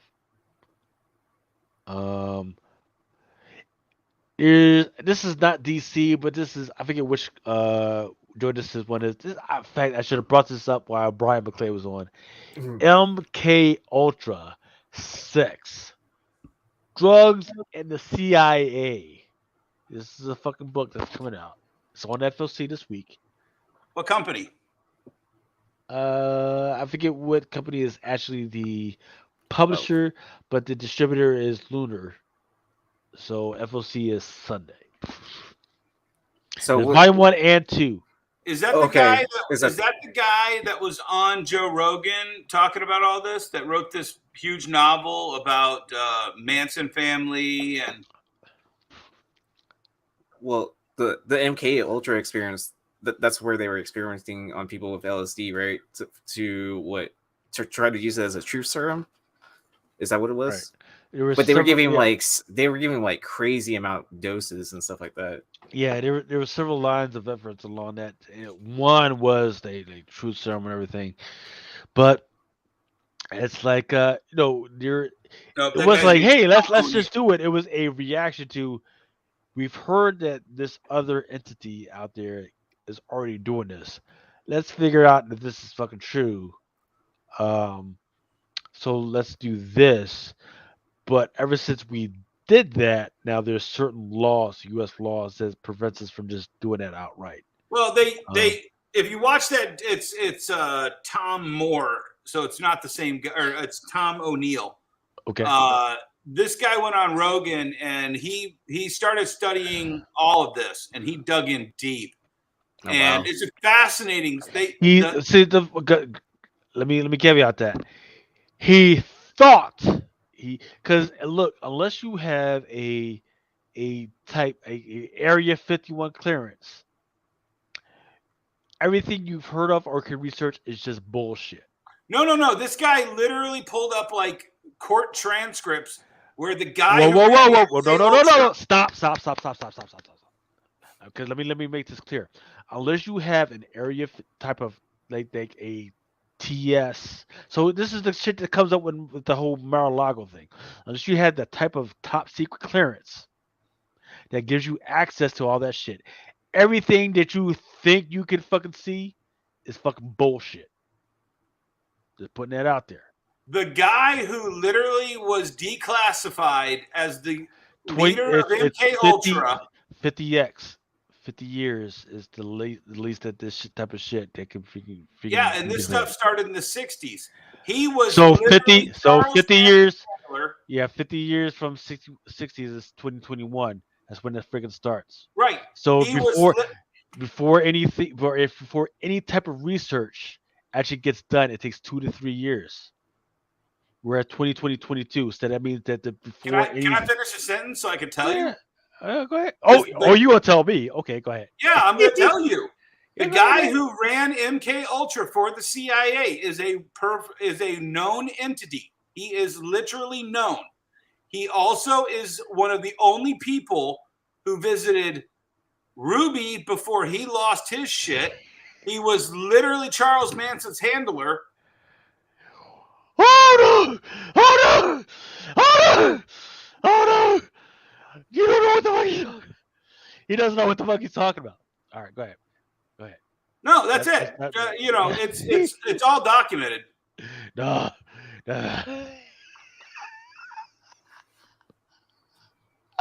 Okay. Thank you, Jorge. Yeah. Oh my god. Oh my god. The chat knows you're out of your mind, Lucas. So the only one here Is you. Yes. No. The only one that has a clearance of any type is Aaron Yee. For what? Clearance of what? So you, as a IT support type guy that has any type of access to any type of governmental stuff, is Aaron Yee. And Aaron Yee would know some of the stuff that was going on, and he can't say some of that shit. Oh, because of the institution I work at, because of my access on whatever. Yeah. Don't worry, the chat knows you're wrong, Lucas. So that's all I won. Well, he doesn't. I'm right. No, well, I mean, you're absolutely fucking wrong. Thank you, chat. You're absolutely fucking wrong. Thank you, chat. Yeah, because I mean, Lucas is wrong. No. Because of the research. Yeah. Right. So once again, I've said this before, I am a manager for working groups and think tanks. And I know absolutely, especially how the things that Aaron does have nothing to do with MK Ultra. Aaron Yee, yes. MK Ultra was ended 40 years ago. Stop, Dennis. Then if you know what Aaron knows, then Aaron will literally be prosecuted for leaking information to you. That's not the way it works. That's not the way it works. Okay, Trump. So we'll talk about this after the show is done. Well, I gotta leave in 7 minutes, so yeah, that won't happen. Yeah. That's not the way it works. No, I got you now. Yeah. I know what you're saying. Yeah. That's not the way it works. Stop listening to podcast fuckers. Because guess what? As long as you live. Yeah, because Timothy Leary created the formula that MK Ultra No, he used. didn't. No, he didn't. Okay. No, he didn't. Can't wait to read your book, Lucas. Tell us all about it. He didn't. But we'll talk about that offline. I'll talk about that offline. So yeah. In fact, a graphic novel by Stuart Kenneth Moore on MK Ultra, sex, drugs, and the CIA. And this is coming at an interesting time. While we're talking about, Russia is doing this thing, Putin is doing this thing, and then there are U.S. citizens who are doing stupid shit, like the trans person who decided to leak stuff to the Russians. It turned out that person was an FBI agent. There was also the NSA agent this week who decided that they wanted to leak stuff to the Russians. Turns out it was an FBI agent. So this book is kind of, if you're looking for a good read, this book is kind of interesting. But Volume 1 honestly, and Volume 2. I would buy it on Amazon because it'll probably be cheaper on Amazon. Sure, unless you as a store, right? Unless you as a store wanted to give them a good deal, like a 50% deal. Yeah, it's up to you, man. Punchline, the Gotham. Is she still a thing? No, she is not. Nobody cares about her anymore. They're trying to hype her back up again, Yeah. Look, there is no. Once again, this is why I need Dennis's help. I need Dennis to go to Baltimore and freaking yell as loud as he can. DC ain't gonna be there. You know what? You're right. Yeah, you're right. Why the fuck does DC not come to Baltimore? Because they don't. Baltimore, New York is like a week. 2 weeks before, right? I know. So I'm saying everything's going to happen at New York. Well, isn't that where? There's no. Go ahead. Is that where Lunar is? Aren't they like somewhere East Coast or Midwest? Lunar is in Fort Wayne, Indiana. Okay. And Penguin Random House is in Baltimore, but they aren't coming to the Diamond Retailer Summit as far as I know. Right. But the Why would rumor they? is yeah, right. Why would they? Yeah. But the rumor is they may have a booth at the Baltimore ComicCon. Hmm. But they're not going to do anything there. Yeah, exactly. Just try to sign up more retailers to like. That's it. Yep. Why are you paying an extra 5% in shipping to buy through Diamond? Just fill out this and buy through us. That's what us literally. If they show up there, that's all they're going to do. Yep. So there's literally no reason that anybody would care about Punchline to make it warrant a 1/100 by Amanda Heaney, nor a 1/50 by Guillaume March. Stupid retailers doing store variants. Probably. I mean, I didn't get to solicit, but looks like that's probably what's happening because there's a 1/25 by Raphael Albuquerque. There's a Rose Base. There's nothing special. Derek Chu is okay. That's actually not bad, but that's an open order. But nobody cares about Punchline anymore. Tim Drake, Robin number 2. 1/50 by Jorge Corona. Raleigh 2025 by Raleigh Rosemo. I've read number 1. In fact, run number 1 came out this week. Nothing special. So they have to do a homage with their own covers to get people to buy their covers, I guess. Young Justice Targets number 4. Nothing special. Let's go into some Marvel stuff. I forget. Oh, Armor Wars. Yeah, I forget what the news about Armor Wars. It's no longer going to be a TV show. It's now going to be a 2-hour movie. Thank you. So in the meantime, these are the ones that are highlighted on the Marvel website. Now, Iron Man number 225, 226, 227, 228, and 229. But are they also expecting delays for Blade to actually be in that November 2023 release? But the fact that they don't even have a director. Well, yeah, I mean, here's the biggest problem I have with this, Lucas. This is what Marvel is telling us is Armor War. However, they've had 2 Armor Wars, and I can honestly tell you, there ain't going to be no Tony Stark in Armor Wars. It's all going to be James Rhodes. It's going to be Riri Williams. It's going to be a whole batch of people, probably Ghost, maybe a little bit of Ghost, who is a part of Armor War. It is crazy to think that any of these books are going to spike because of Armor War movie or TV show. Yeah. I have absolutely nothing to say to that. Yeah. So here's the deal. Web3 is supposed to be the big thing. That's supposed to be cryptocurrency, AI. In fact, there was like a whole thing about the first AI copyrighted freaking book that's supposed to be out pretty soon. So by the time any type of Armor War thing comes out, it's going to be OBD. Like, it's going to be fucking old fucking news. It's not going to have any type of relevancy whatsoever. They should not do this.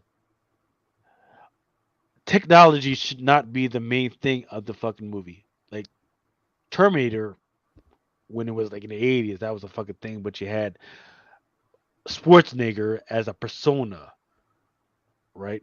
But any type of Armor War, like Danny Cheeto, great fucking guy, but he's not the fucking type of personality you want to fucking wrap this thing fucking around. Riri, I've seen the actress. Until she shows me something, that's not something that you should wrap Armor Wars around right now.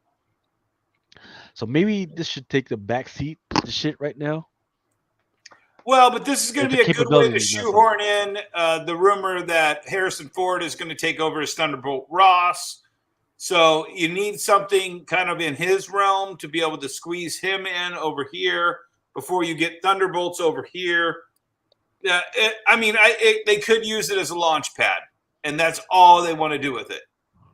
Well, I was also thinking like whenever they decided to move it from a Disney Plus show to a movie, do you think they're trying to use this to like be like, oh, we have faith in this, like there could be more excitement for it, that kind of thing? You know what I honestly think? I think they're looking at the ratings of She-Hulk and going, shit, we cannot take another one on the chin like this. We're paying Cheadle and this person a ton of money to make this show. We better get some movie money out of this before we waste it on streaming. That's what I think. Right, because like it's kind of weird, right? This announcement came in the middle of She-Hulk for a reason. Right, because I mean, like, I would say like the reception of most Disney shows have been declining, like since every release, but the prices keep on rising for the subscription service, right? Unless you were in that first batch of people that signed like a 3-year deal or whatever, right? For something super cheap, but I don't. I'm guessing not a lot of people did that, and then plus, like, can you really count the first year because nothing really was released during that? But ran over. Hey, I watched The Cat from Outer Space and The World's Strongest Man. Rafi McKellian thinks that a punchline. Whoa, what the fuck? That a punchline show is coming on HBO Max. How much longer is HBO Max going to even exist, though?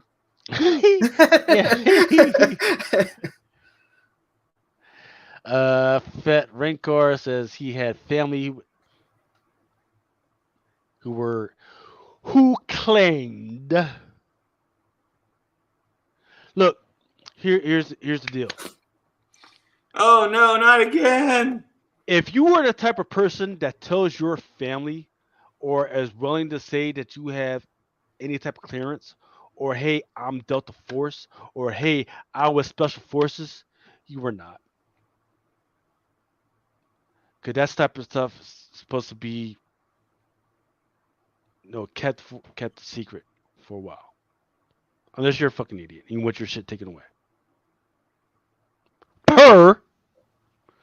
And that's per the stuff that's coming out of fucking Mar-a-Lago right now. So, be aware of that shit. That there are a bunch of fucking liars who are a small dick, who got that small dick energy, and they want to claim that they've got this, that, and the other thing. Oh, I've told my brother that I'm Special Forces. Like, no, you're probably not. So moving on. Night of the Gold #2 by Dark Horse. The covers are amazing. Can I pause you real quick, Lucas? Though, absolutely. All right, so we just entered Dark Horse, everybody. We talked about Dark Horse earlier. We're bouncing. We're bouncing around. Yep. And now we're into Dark. Oh, you're bouncing around at this point, or are we going to have nothing but Dark Horse here? No. Maybe 2 or 3. And I love Mike Richardson. I got a bunch of my bros came up through Dark Horse. I know people there still. Dark Horse hasn't curled my toes in 4 or 5 years, but they got Star Wars coming back, and I didn't think about that until you just flashed that up on screen. That also might be why they are trailing over with Marvel before they get Star Wars, or trailing over to Penguin before they get Star Wars, because the mouse wants everything over at Dark Horse so they can keep good track of it. Don't forget the cost of listing all their shit on previews. Yep. All their shit on fucking previews cost them a fucking lot. That's why Diamond soaks them all. Yeah, that's why Marvel fucking put their shit out before they have their own. Marvel and Lunar or Marvel and DC had their own previews. We can do it ourselves. Okay, we have to. Not only do we have to push our shit out through you, and it takes a few months, but we also have to pay you to market our shit on your fucking previews. Yeah, I'm good. My Little Pony Classics Reimagine Little Phillies. Milk it. Nothing good on that one. The Armageddon Game by Teenage Mutant Ninja Turtles #1 IDW. And there's a Kevin Eastman cover that's coming pretty soon. I do love the one on the right. That's that Crane cover. That means Kevin hasn't started it yet, by the way. Yep. I Uh, always love how Eastman's covers never in time for like FOC, and then like one out of every, I don't know, let's say 7 or 8 probably really pop off. I would like people to pay attention to the one in the middle right here, which is a 1 to 10, and notice that there's not one, not two, but 3, 4, 5 different type of cranes using a type of AI assistance right there. That's if you're into Teenage Mutant Ninja Turtle stuff. So there's like new cranes running around. 8 billion genies. Number 4, this one's the 3rd print, and then there's 2 has a 4th print coming out. Still haven't read this fucking thing, but people love it apparently. 20th Century Men. I do love the one to the right, which is a wraparound cover. American Jesus, which just got announced that I think it's got a series coming to Netflix. That book goes back, 20 years? Didn't the first incarnation of that come out like 20 years ago from Mark Millar? Yep. And it was coming out as The Chosen One on Netflix. I can't wait to see what people use, this title in the blank cover and what they do with it.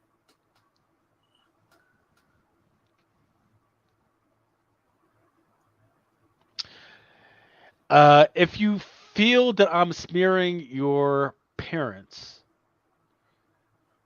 feel free. I would love to talk to you, and I'll tell you the real deal. What the fuck's going on? Creep Show issue number 1. There's a new series coming out. Not comic book series, but a TV series coming out. They decided that. Lovesick. I've read the previews for that one. It's just nothing authorship about it. It's all visual. It's what was the other series? Red Room. Oh yeah, sort of like that. Like the Ed Pittstar cover spec.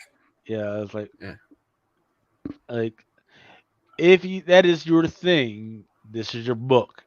Like that's all that. Like I don't know. Like if you're wondering what it's all about, you just need to look at the cover. That's all. That's all that's is to it. There's nothing hidden about it. Scorched number 11 by Image. More Advantage number 2. And there's a 1 2 to 50, 1 to 100, 1 to 75, 1 to 50, 1 to 25 by Stegman. Black Panther Manahini on the left. Captain Marvel number 43. Deadpool. The one on the right is a David Nakayama. So that the Virgin's the 1 in 100, right? And then there's supposed to be a open order trade for the Nakayama.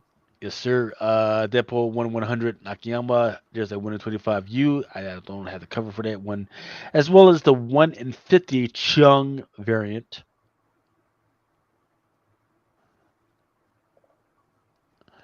Hulk. Don't know what that one on the left is all about. I guess that's like a Beyond Amazing game variant. Didn't they have a green web cover like that on something like in the 90s?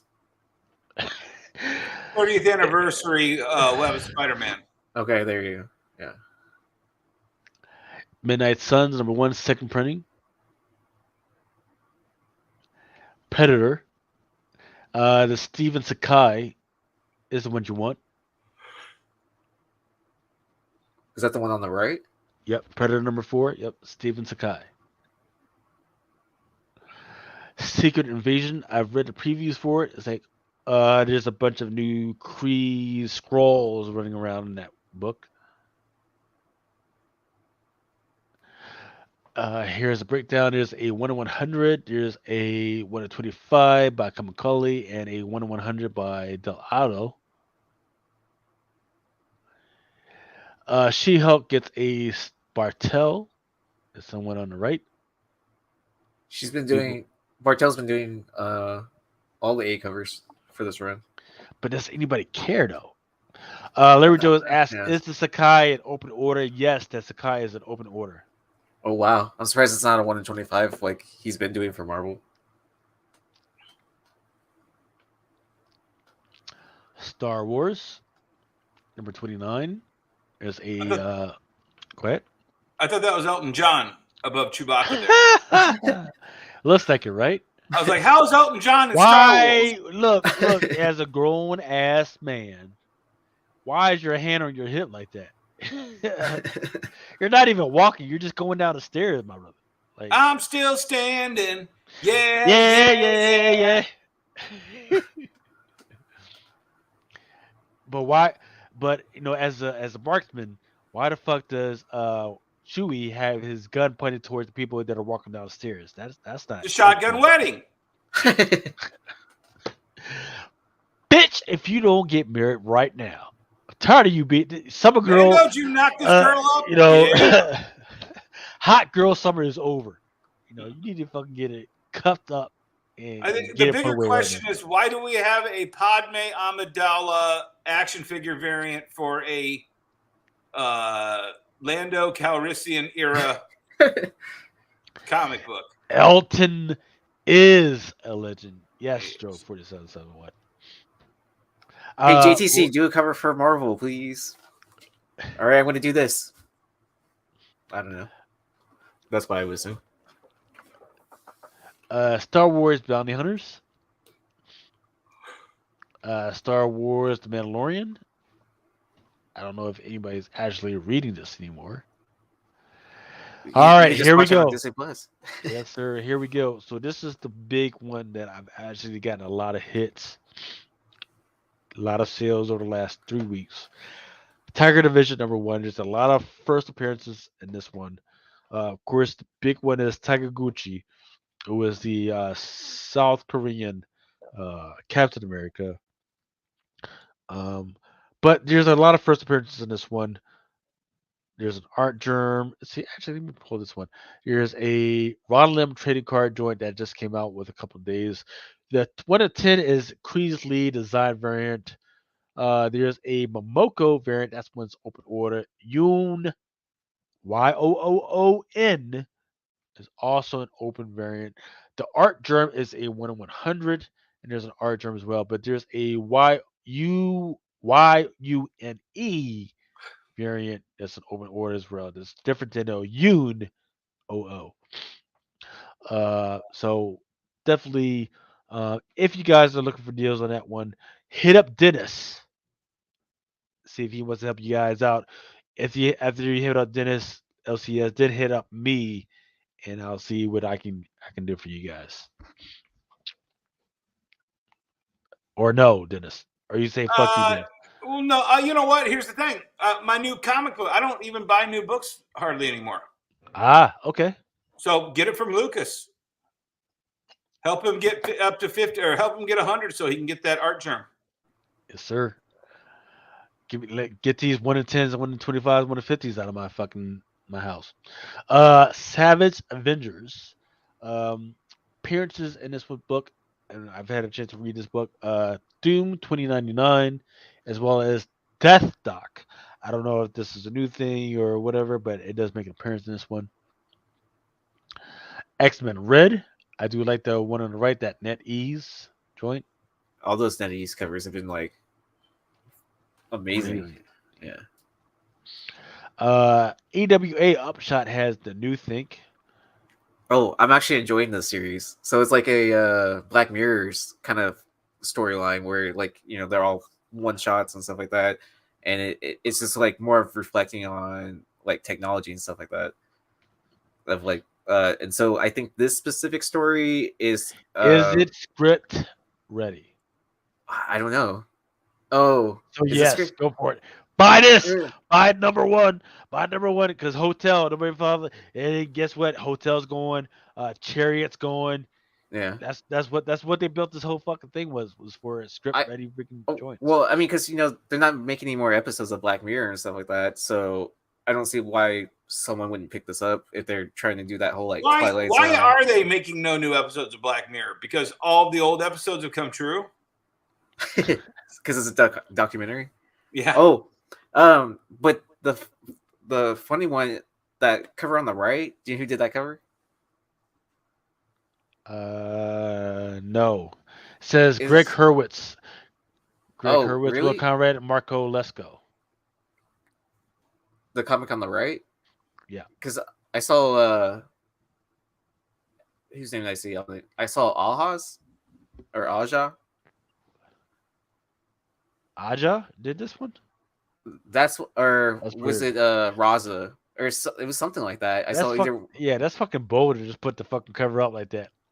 Yeah, hey man, I need this amazing cover. Here you go. Fuck you. Yeah, incomplete. Still loading or whatever. I thought it was kind of like it's humorous if you're into IT, right? But it's like when you see a name attached to it like that. Yeah. Yeah. Yeah. Go ahead and talk about yourself. I gotta hold up real quick. Yeah. But I mean, because he's done other covers. I think it is Raza, and then but he's done other covers for this run. Okay. Like absolutely amazing. Like where it's the Marilyn Monroe and then the digital standing on his cell phone. Yeah. Yeah. So to do something like this, I think it was kind of humorous, but kind of also like lazy. It's kind of like it might as well just be a previews like Clayton Crane drawing a folded flag. No. Yeah. It's like that's lazy, Clayton. Yeah. I'm surprised they actually approved it. Right. I don't think he actually drew it. I think somebody I think the girlfriend or the wife, the girlfriend / wife, depending on who we're talking about. I think she just graphic designed it and he just kind of signed off on it. Yeah, but so I think this specific story is like there's a teacher trying to tell a story. I don't remember which childhood story it is, but all the kids are like distracted by like technology. Yeah, can't keep track of. Like, well, it looks like it leans a little on the grim fairy tale model as well, where you have the reliable narrator, and then everything else kind of spins out from that. Yeah. All right. What about this one? Briar #1. I think this one is like a second print or something like that. Yeah, because that was just released. What this past Wednesday? Right. On the open orders did well. Not so much as forced incentives, which should send a message to all of these publishers. You don't need to do incentives. Just do the open orders and just let it play out, right? I don't know if you guys have read it so far. I've got one of the unlocked joints here. I have not read it yet. I've heard a lot of hype around it, but yeah, I didn't read what the synopsis was or anything like that. I forget what. Oh, House of Slaughter. Can't believe this is still a fucking thing. So after the first 5 issues, the story arc changes. So 6 through I don't know. So they're going through the how the house is actually ran now, like through the Scarlet Mask. Yep. Josh Allen says, "Don't invest in anything indie. Save your money for the love of God." I've been saying that for a while now. Stay liquid. Yeah, I mean, I like indies for the stories to read. You know what I mean, compared to like what everyone else is putting out. So yeah, for the enjoyment of reading. Yep. So there's a 1/100, a 1/75 by Aaron, 150 by Arugo, and a 1/25 by Deladera. Some Power Rangers action. Let me get the fuck about here. For some reason, there's a 1/150, 25, 110. None of those are like wow. And I read this list and I was like wow. So Stuff of Nightmares. It's like all the posters are getting ready for Halloween, right? Yep, written by R.L. Stein. Right, he does have a Netflix series. That's my kids love. They think it was interesting, but it's like, look, you did a good deal, right?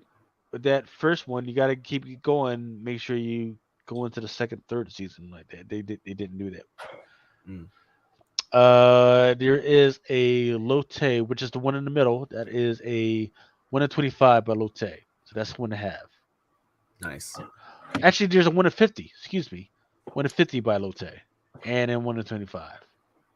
So it's gonna be like a slight difference or something like that, where one's like blood yeah, so splatter that's and one's that not. is a good question because look, if you see these lists, it says cover E is a 50 copy sent of Lotte, and then it says there's a 1 in 25 Lotte. It doesn't say that there's a version or it's a foil or some shit like that. It just says Lotte.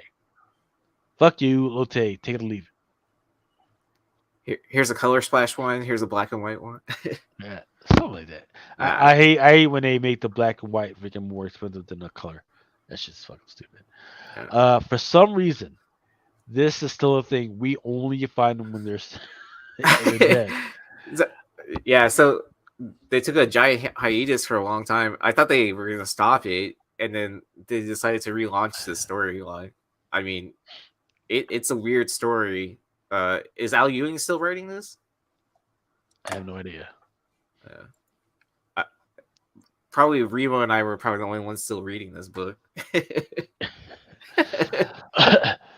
So Fed Ranker says, "Hey, he's describing his family and all this other stuff. Look, that's not what I'm describing, nor what I was describing. Look, there is a weird portion of the population that thinks it's okay. Stolen valor is what I was describing, right? Where they say, "Oh no, I did this, that, and the other thing," and they didn't do any of that other shit, which is now, thank God, against the law. And you could easily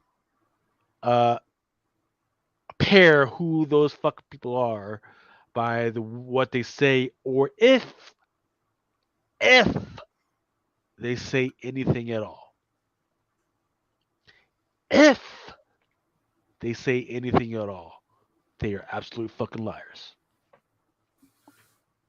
I'm not saying you're a liar. I'm just saying if you heard my so-and-so said this, that, and the other thing, it is within the last 25 or 50 years, yeah, they're fucking liars. Heart Eyes number 3. Once again, this is something that comes up on FOC Sunday, so you need to get those orders in. It's weird. So this is a difference in between what I've been saying is a trend in manga: tentacles mixed with cupcakes. It's a different freaking tint on that one. Look, I love Aaron. Tell me, have you had any crumble cookies, man? Have you ever had that shit? Mm-mm. Oh my god! Is that something I need to go out and buy tomorrow? Okay. Yes. Crumble cookies. Hopefully you have some close to you. Crumble cookies are fucking amazing. It is a new trend. They're amazing. They got new cookies it's not like, oh, I've had it once and then I don't like it, and then no, because they got different fucking cookies every single fucking week. Oh wow. I'm looking at it right now. I missed Cookie Talk. What? Yeah. Have you heard of this company called Crumble Cookies? No. Sounds like they're amazing. Oh, I'm gonna look at their menu. Yeah. Yeah. You're looking at the menu for this week. Every week they change your shit up. Yeah. It tastes. Yeah. So for them to go, hey, let's do tentacles. Let's listen to Lucas and put tentacles, but let's not don't put tentacles, but let's put fucking cupcakes and cookies in that shit. Yeah. And then the one on the left, that is a homage to that movie. Dr. Strangelove. There you go, Dr. Strangelove. Kingdom Come Deliverance, number 4. What company is that? Sumerian. Okay. Pop Star Assassin by Sumerian as well. Tell me you don't like that shit, Dennis. I like both those covers actually. You heard it here, folks. Dennis loves Pop Stars. Just this cover. The other ones are kind of. This one, yeah. No, I like this Yeah. luchador movie poster. Yeah, fuck that. Homage. I like the one on the left. It's weird enough. It's like, okay, all right. Let's see what's inside this fucking book. Because it's got a between Futurama type of manga fucking type of shit going on. Yeah, I'm gonna have to give me a copy. The Army of Darkness versus the Animator and the Necronomic Rising. This is a Tony Fleeks cover. All right, Necronomicon. Yes, sir. So this is one of those movie Necronomicon. Was the House of Darkness, whatever whatever Army of Darkness. One of those movies I gotta watch in October. Do it to a big Halloween. Or you can ready to say, Aaron? You're gonna skip Reanimator. So what I mean, it's like, okay, let's team up 2 horror movies, cult classics. Let's now include 3 all in one storyline. They've done Army of Darkness versus Reanimator before. Right, so you gotta throw in the Necronomicon, right? Okay. No, Necronomicon is it's part of the This is my official fuck you to a listener. This one goes out to Joe 47771. He says a cookie is a cookie. Fuck you. Okay, because you have not had a crumble cookie yet. Okay, that is like crack cocaine in a fucking pot in a box. So I'll stop by this place and give you my review next week to say if it's a cookie or a cookie, or if it's don't waste your money on a chocolate chip cookie. Get that other shit. Yeah.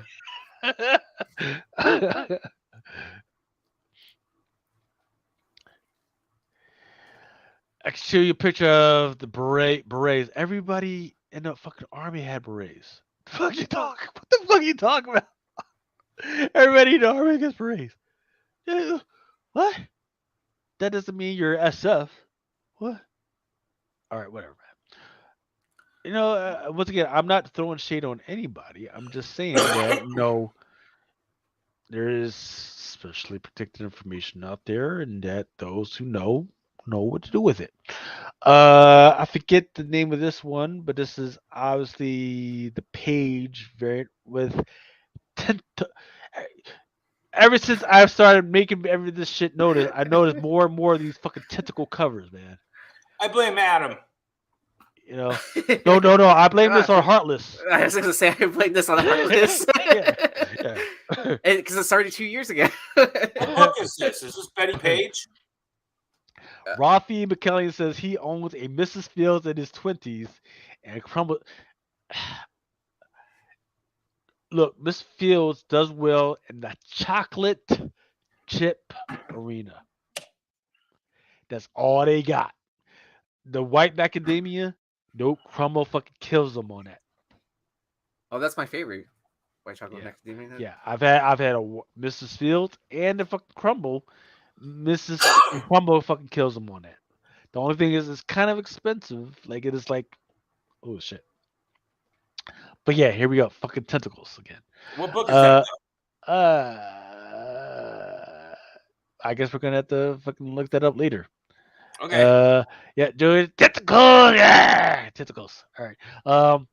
Miss Fury. This is a homage to Miss Fury. For those that don't know, the inspiration for Catwoman, as well as parts of the costume for Batman, came from a comic called Miss Fury. And I forget. I think her name was Margaret Brundage. Yeah, she's the classic Weird Tales cover artist that's considered the greatest of all time. Thank you, Dennis. Nobody knows that. Margaret Brundage. I've been saying that for a while now. Margaret Brundage, the underwritten, non-discovered, like old school. She literally fucking- created from her brain Every almost every single- image that ever got stolen for the next 100 years. Exactly. Every superhero costume you look at, she's already fucking done that shit. Yeah. Every fucking villain that you could fucking think of, all their fucking costumes came from her shit. And that's because she was a fashion designer. What's the name of that fucking movie? Incredibles? Oh yeah. With the little Yeah. lady that fucking walks around? That's Yeah. fucking her. Yeah. That's fucking her. Parker Brundage. All right. Vampire Year One. This is the Perlo.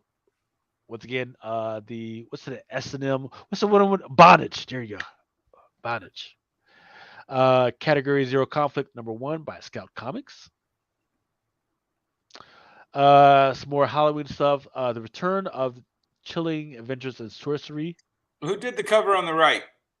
Federici. I like you. Star Wars Insider. Don't know who did the cover in the middle. I don't know why it looks like Nick. It looks like Dave Dorman, but Lucasfilm doesn't work with Dave Dorman anymore. So No, it looks like who's the guy that did that Face Off? Actor Nick Cage. Nick Cage. Yeah. No, I'm talking about the artist. It looks like a Dave Dorman piece, but it's not. Let's see if I. Actually, it doesn't say on this website that I'm on. That's weird. Keen Spot score #1. And for those who are ignoring Keen, I keep saying they've actually got at least 3 movie projects in the thing in queue. Pure Oblivion #1. Here's the ones that are coming out this week. Actually, I do think I missed one. There is one on FLC this week. Hey guys, it's 4. I'm gonna pop out. Okay. All right. Chat. All right. Dennis, Gold Goblin, FLC this week, I believe. I think. Gold Goblet. Goblin. It means the Spider-Man. Oh yeah. All right, man. All right, Later, man. Thank guys. you. Thanks for chat. stopping by, man. All right. Have fun in New York. I will. Bye. Later. Edge of Spider-Verse #5. That's the first appearance of the gay spider. Isn't there another first appearance in this as well? Isn't that why they have like 2 design variants, if I'm not mistaken? Could a be. character as a character? Not sure. How many spiders do we need? I don't know. Sony needs at least 200, right?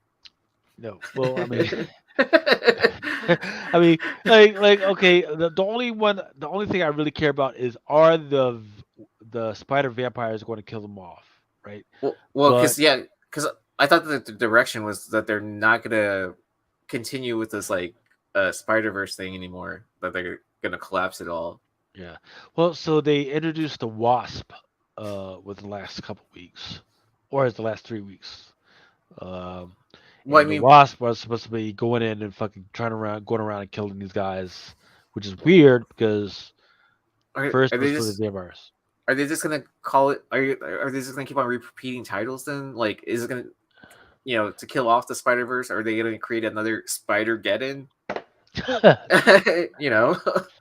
Like, I mean, as long as the money keeps coming in. I mean, because how creative was it to use Edge of the Spider-Verse again? Like, there weren't any other. Joe4771 asked, why do gay spiders always have one hand on their hip? That's not the question. Because you got to remember, we just talked about this. There was a Star Wars cover where the dude had his hand on his hip. The dude, the Elton John dude, had his hand on his hip. Why do they feel like that's a gay thing? Like, maybe the people that you have been exposed to, that's their thing, but no, I've been there is a portion of the gay population that they don't hand on the hip. No, they're fucking masculine as fuck, but they'll take a dick in a minute. It's just their thing, you know. Fet Raker is asking, do spiders have hips? They have a thorax. Astro Wizard is saying flamboyant, exactly as it's a stereotype. Just like tamales, right? DC's tamales. Yeah, so I thought they changed that though. They're not doing that I anymore. will say the hand on the hip is a stereotype. However, the hand on the chest, as if you're shocked, that is true. I don't give a fuck what you say. Like, excuse me? Yeah, that's just the thing, man. I don't care how many you try to fucking get. That shit just comes out. Earth Divers #1, that cover A. I'm a crookie, sold out. There's cover B and a Campbell. There's a Captain America Sentinel Liberty #5, NetEase Games variant. Dark Ride #1 is coming out. Once again, Trish Forrester doing her thing, doing a Little Mermaid homage, right? Nice. And you know what? It doesn't look that bad at all. Yeah. That might be the one to get. If that is actually, I think I got a preview for it, but I haven't read it yet, so I might have to see. If look at it. Look at that triangle. That triangle means that it's actually sold out already. Oh, Right. on the distribution level. Yeah. Yeah. So Well, you're gonna find Oh, it at the store level, but I mean it's a Forstner Fleeks cover together. I mean, they work very well together, or they complement each other's styles, I should say. But don't forget about the Bird City's doing the Mario Kart 64 homage too. for Dark Ride, okay. Yep. 3 keys. There's a 1 in 25 for the action figure variant. Garbage Pail Kids Origins #1. The message from Mel has look out for the FOC trading card blank variant. That's the one at distributor level. It's still available. Oh, the Atom Bomb one sold out, huh? Which one? The red background, the Atom Bomb. Yeah, but that one's a 1 of 40. So okay. Yeah, it's like if you didn't get it by FOC, like you're shut out of fucking like. Yeah, especially with that many covers too to choose from. Is Astro Wizard saying I'm good at being flamboyant? Well, thank you. Well, thank you, sir, at being good at flamboyant. No, I think that sometimes when I go out, I think that sometimes I can be a very good flamboyant dresser. You know what I mean? Astro Wizard says, "Hey, what's up, Izzy? Dark Ride preview. It's Skybound X20. It's a 1 in 25. Rafi is saying, I think every system for Dark Ride will be Disney themed, and I like to see Trish expanding her style. I think she's going to be at Baltimore Con. I think. Hopefully. Yeah, I was on the panel with her sometime last week. She said she's going to be at Baltimore. Oh, send her a message. Tell her, hey, I'm coming. I'm going to stop by her fucking. Because I tried to stop by her joint. She did. Her shit was just. it was crazy last year. It was crazy because we had just met maybe like 2 weeks earlier with Adam, right? And we were, and then I show up and I'm like, oh, I'm gonna have a good time to like sit down with her and talk to her. Like, nope. Her shit was like, and we're not just talking about regular fucking speculators. We were talking about like actual teenage fucking readers love stray fucking dogs, right? So for and any pony fans as well too, right? Oof. Well, I don't know about the My Little Pony fans. I just saw Stray Dogs. I mean, yeah, I know Stray Dogs was like the hottest book last year, and then, did I ever tell you the story? Like, because I was helping Ant every so often.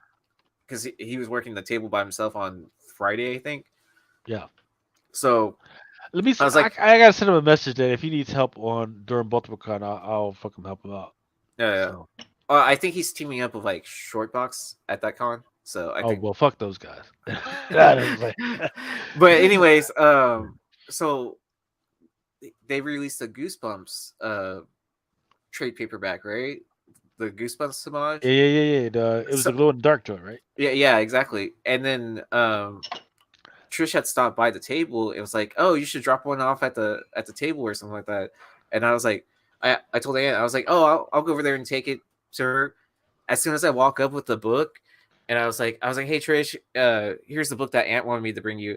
This like volunteer person came up to me, was like, whoa, she's not signing anymore. Like, and then he was like, you're gonna have to step away. And then like Trish was like, oh wait, he's cool. Like, Astro Wizard is asking, I tried to get that puke green plank, and my LCS said there was a problem not getting them. Did you have that? Hey, shoot me a message on Instagram at Chitlins. I think my name is. Here, let me go look. Yeah, no, it is Chillins. But yeah, let me just look it up. Yeah. Oh, Chillins _greens _cornbread. Yeah, shoot me a message there, and I will hook.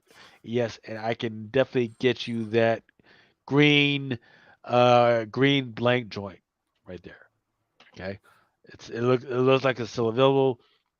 I think that's even better than the trading card joint, but someone can just always draw in the trading card part too. Also, if you need any of the Garbage Pail card bookworms trading cards that just come out, let me know. We're still on the hunt for some of the sketches. I've opened some of the packs on whatnot. Let me know if you want to open some patches or open up some packs. We're still on the hunt for some sketch. I've opened at least one box, so I haven't had the fucking sketch. Let me know.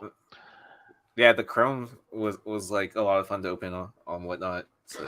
Man, fucking cards. Like, dude, I have a lot of fucking cards. I'm just scared to fucking open that shit.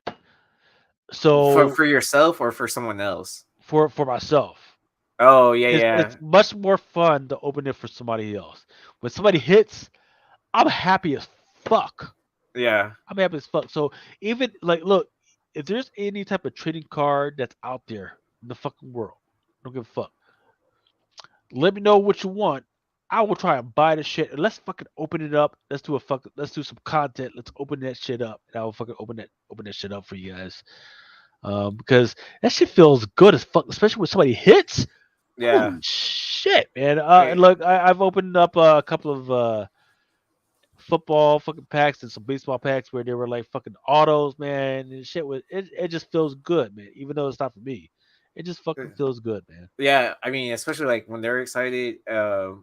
Like I think I opened a box of Topps Chrome Sapphire Update last year. Really? And I hit someone a out of 5 Freddie Freeman.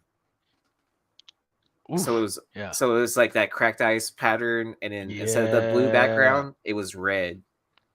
And so, and you guys remember that Sapphire is the shit, man. Dude, Sapphire hits on a different level. Yeah. That's the shit to fuck watch out for, man. Yeah. Hulk number 9. There's a 1 in 25 by Panosian. I haven't ever since Ewing kind of dropped off. I was like, because I think Donnie Cates is writing this run.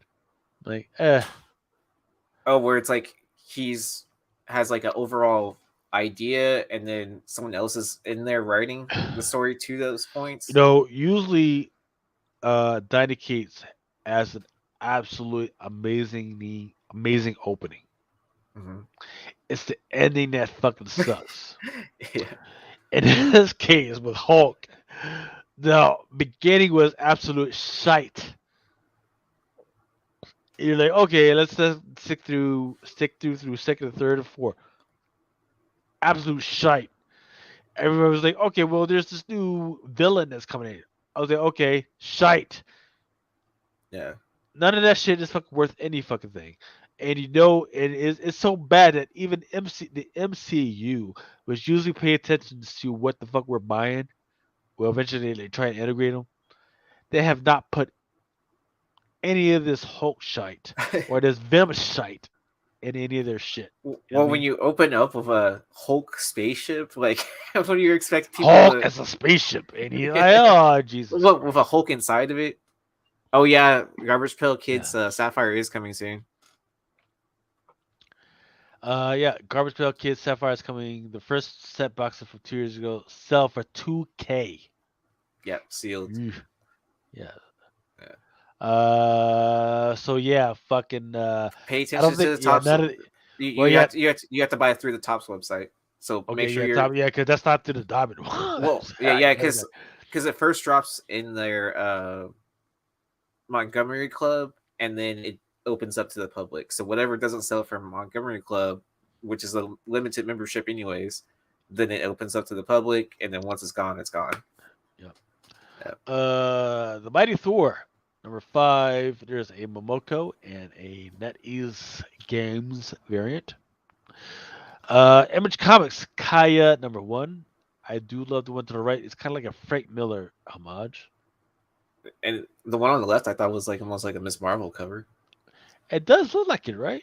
Yeah, The colors and the colors, the text, like the elongated hand, I guess. Yeah. Or enlarged hand. Right. Astral Wizard, yeah, the Sapphire. I'd like to grab one. Yeah. Once again, I mean, the buy-in for Sapphire is usually like $200. If you leave it sealed, like right off the bat, as soon as you get it in hand, it's usually at least double the price, if not triple, depending on what it is. I mean, like, look at Star Wars. That one went off like the deep end, like crazy high. Definitely hit me up on fucking chitlins, and as that stuff starts to come in, I've got other avenues that I can pursue to see if you guys are. Astral Wizard says, I'm a ripper. Fucking definitely put your fucking YouTube site and Instagram. Promote yourself. Promote yourself, bitch, and the fucking shit so we can fucking follow you and fucking support you as well, man. Yeah. Marauders, number 7. Net Games, the one in the middle is pretty good. I don't know what the fuck is going on with Marauders. Miracle Man, number 0. That one in the middle is the Momoko. Nice. And that's one is a 1 in 200. The Momoko is a 1 in 200. Wow. So yeah. So the question is there a new first appearance? What the fuck is going on? Yeah. Why the fuck did they feel that this deserves a 1 in 200? I have no idea. Aaron, you've had some interest, some fun with Upper Deck Skybox, no Spider-Man.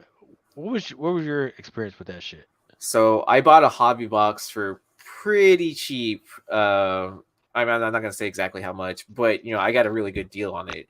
I decided to rip packs on Whatnot, and then my card streams start off a lot slower than my comic shows, obviously, because obviously we're probably known more for comics than cards.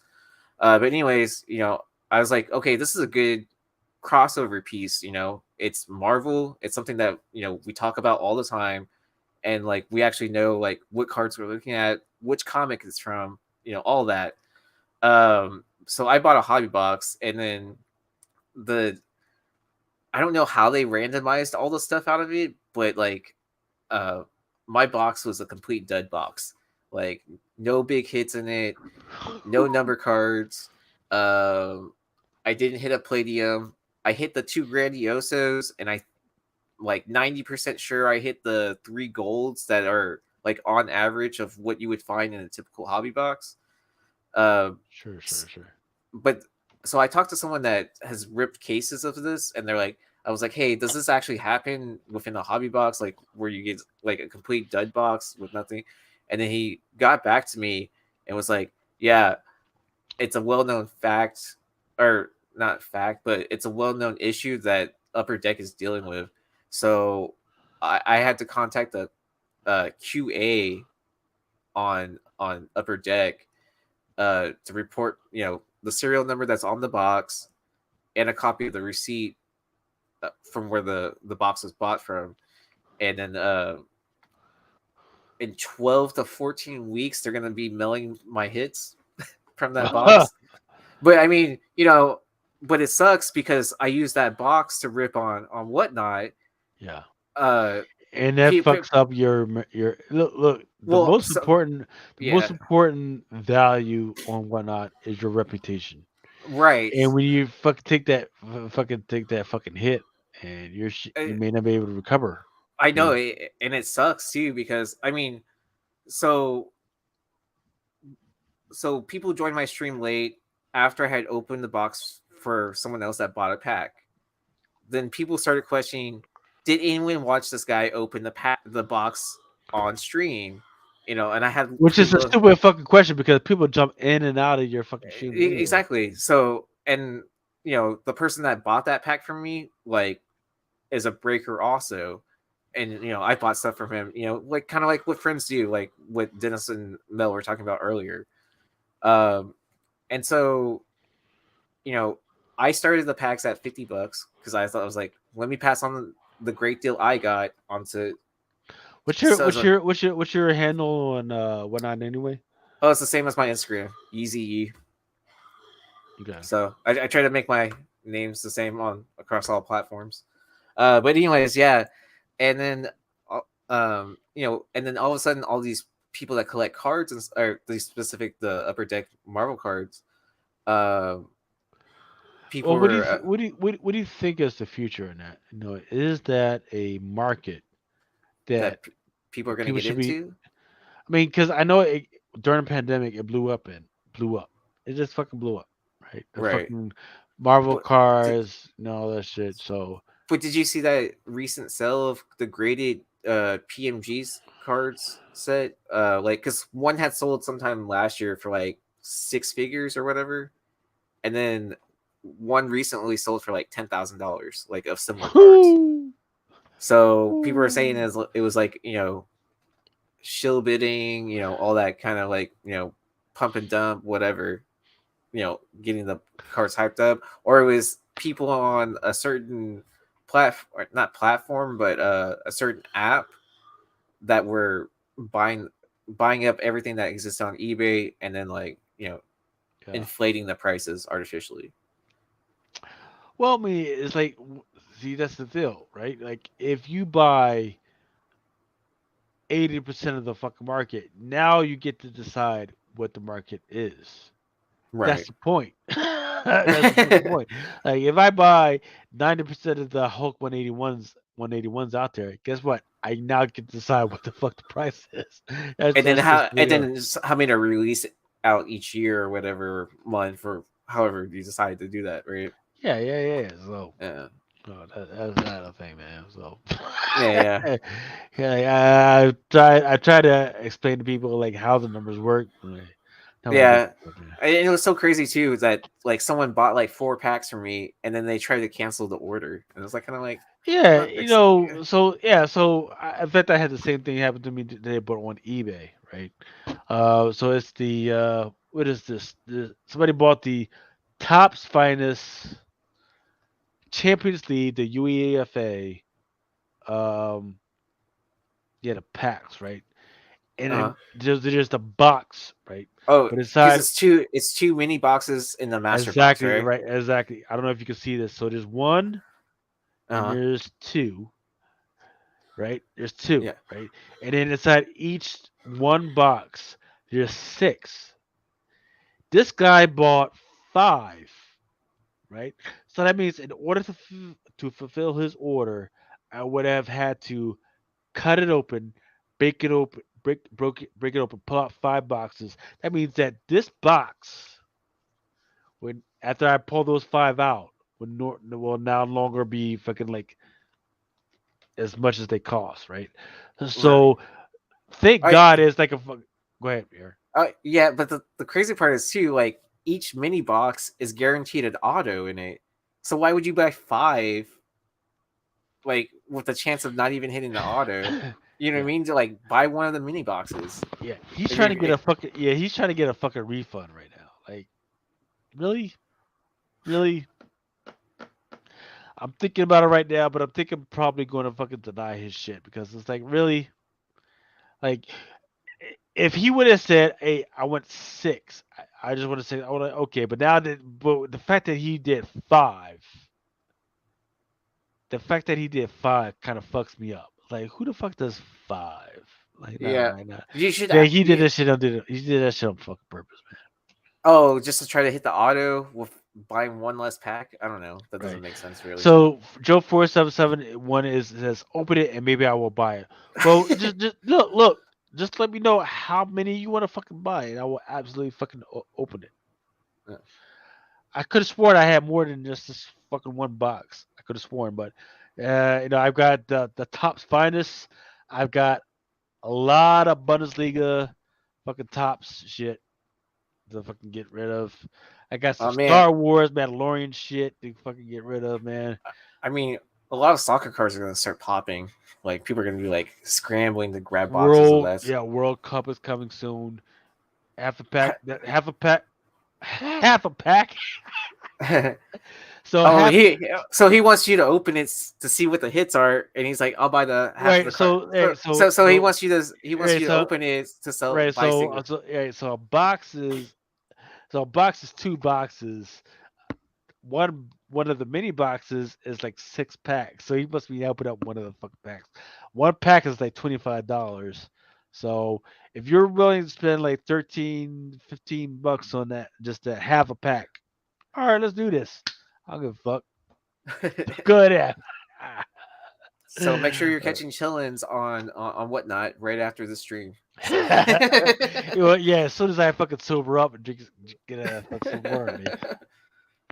So you can get your I got a bunch calculator back on, right? Yeah, once again, when I do the Whatnot, I got a bunch of dollar comics that I need to fucking get out. These are recent fucking comics. I need to fucking just get out the fucking door and get out of my fucking house. So, and don't forget, when you buy one comic, you don't just get a fucking comic. Sometimes you get fucking extra comics with posters, depending on the shipping and all that other shit. So, let's once again finish the new releases. That is the goal. Number 1, there is a 1 in 200 and a 1 in 100. I have not read it yet. I do think this is it just kind of makes me laugh every time I see the shit. It's almost like Scotty Young, like, they're trying to take from that crowd, Yeah, it's a good cute. juxtaposition, right? It's cute, right? Like Junior something high, cutesy, something cutesy, but then like it's horror based. just in time for Halloween, right? All right. Oh my god, I'm about to finish this fucking bottle.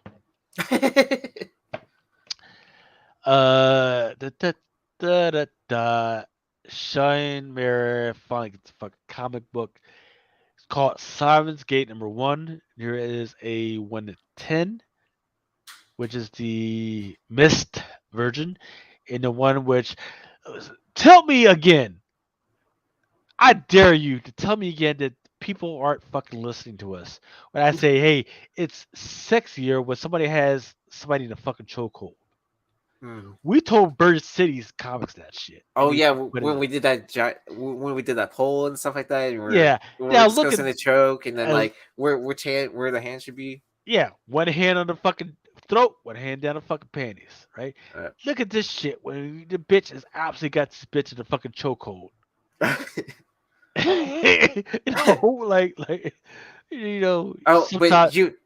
But you remember what they said, that they were limited on what they could actually get away with or whatever, or what they could do. So, and then I think I made a joke about that. I was like, oh, so they can do it themselves. And here we are, 2 months later. Tentacles, chokehold is a bondage. That's where the comic industry is going. So message us your request of what you want to see on comics, and we'll say it on this panel, and that way you can for sure buy it eventually. Oh my god! Here is that's it. Tentacles is already blown up. Bubblegum, that was the thing at once. Remember the bubblegum thing? I mean, I still see bubblegum covers come out every so often too. Yeah, the last one I saw was a Jubilee joint. She was coming down the stairs, bubblegum and shit, but I don't see that anymore. Now it's all tentacles, chokeholds. I saw some indie book that was like a 1 in 10 or something like that no one probably ordered. That was a Yeah, little yeah, ago. yeah. It's because they listened to Spence Stein, who he is an absolute master in fucking archiving the way the fucking market goes. Yeah, I mean, he's just But following what he's reporting on what trends are right, happening right, currently. yeah. Like he's been a great fucking resource. It's just that his explanation for why some of this stuff, if it's not outside of movies and TV series, it's a little like out of date. Um, Mm. I keep saying, Heartless. The way Heartless was amazing 4 years ago. Like, if you go back and fucking listen to what he was talking about 4 years ago, and you'll understand where we're at right now. You know, Star Wars Mandalorian 4. There's a 1-100. That's the Groku fucking Momoko joint. 1-50 Greg Land, and a 1-25 by Zarisma.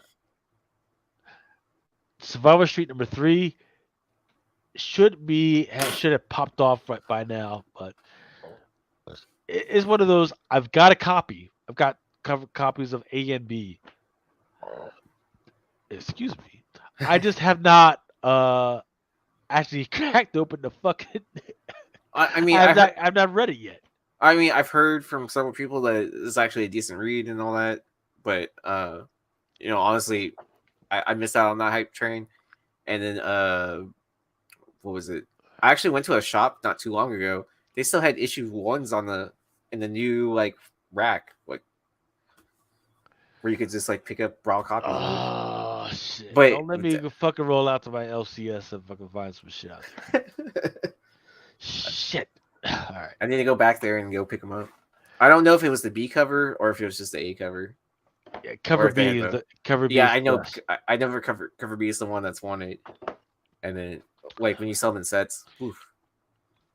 Amazing Spider-Man number 1. I don't give a fuck what y'all say. That Adams cover. Yeah, That's the one with that is amazing. Yep, the Art Adams win cover. Yeah. But it got ruined. How'd it get ruined?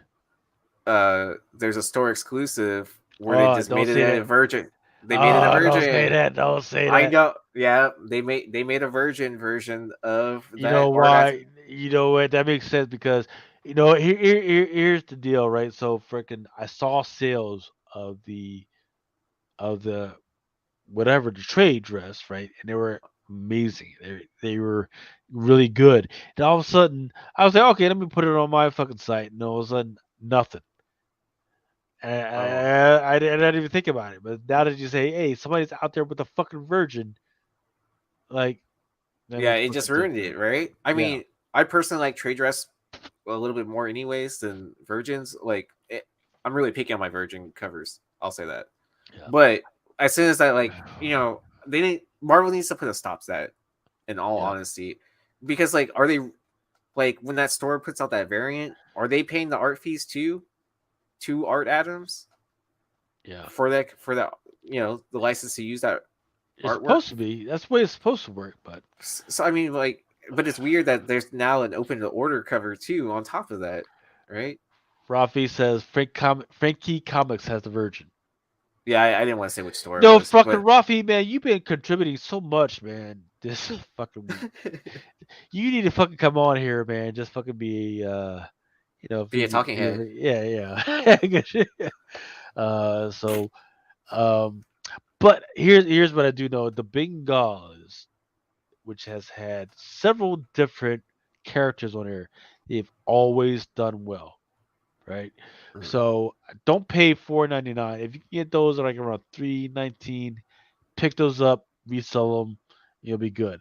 And Scotty Young's, I don't know what the fuck's been going on with Scott. What do you mean after you open your LCS? Why do you have to open the LCS just to be on fucking Drunken chat? The fuck? What? We are the flea market of the comic speculation world, man. We just show just join up, and then as you're opening your shop, you'll get even more attention. Yeah, promote your shit first, and then open your shit. Yeah, because otherwise you're just gonna spend all your time running your shop instead of That's why I got mad at Mama Comics. She was like, "Oh, I gotta put on a nice shirt and fucking get my makeup going." Like, puta, if you don't fucking get on my show, just come on, let's just roll, man. Fucking, let's just fucking get out there, fucking put out the information out there. I mean, it's the middle of the night, anyways. So Yeah. exactly. Except for the people that are doing rewinding, they're Oh, love actually, the people out of Europe and Denmark and India who are fucking listening to our show live. yeah. Love you guys.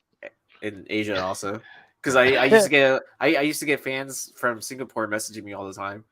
It was kind of funny. Oh, Singapore, Racha Lin, fucking great fucking artist. Tell her, send her love is from Drunken Chat. I'm serious, the dog about this. Send her love from Drunken Chat. Say, hey, we were listening to Drunken Chat. We heard about you. We love your art. That's all you fucking need. She's got some shit fucking coming along. She's good, but her success, even though she's better than Maria Wolf, her success has not been as good as Maria Wolf. Yeah, I mean, how many artists can say, "Oh, my first published art cover for a comic was for Marvel," and it's on, Yeah, hers was like DC, I believe, though. So. Oh, I was talking about Maria Wolf. Yeah, Maria Wolf. Yeah. Great lady. Great young girl. Great young lady. Busy man, but I gotta set up. Look, we don't fucking need to see your ugly ass. Look, just get out of audio, man. All right, Sweet Candy Vigilante #1. Some interesting covers. I do like the one in 25. There's the one in 20. It's just great, stupid fun, but from Dynamite. I do like this Walking Dead DLX cover by number 48 by Rivera.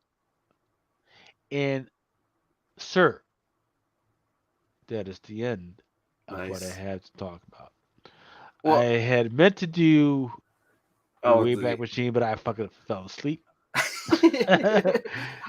I also went out to party like before I came on too. I'm not gonna lie. Yeah, and I am too. Normally, I would try and like keep it all going and bullshit, but I am too fucking drunk right now.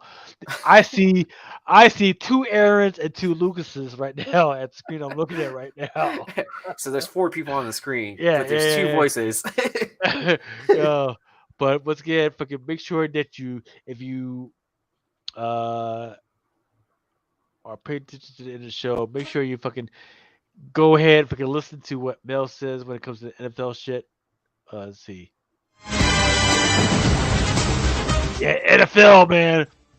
Fucking get to the NFL.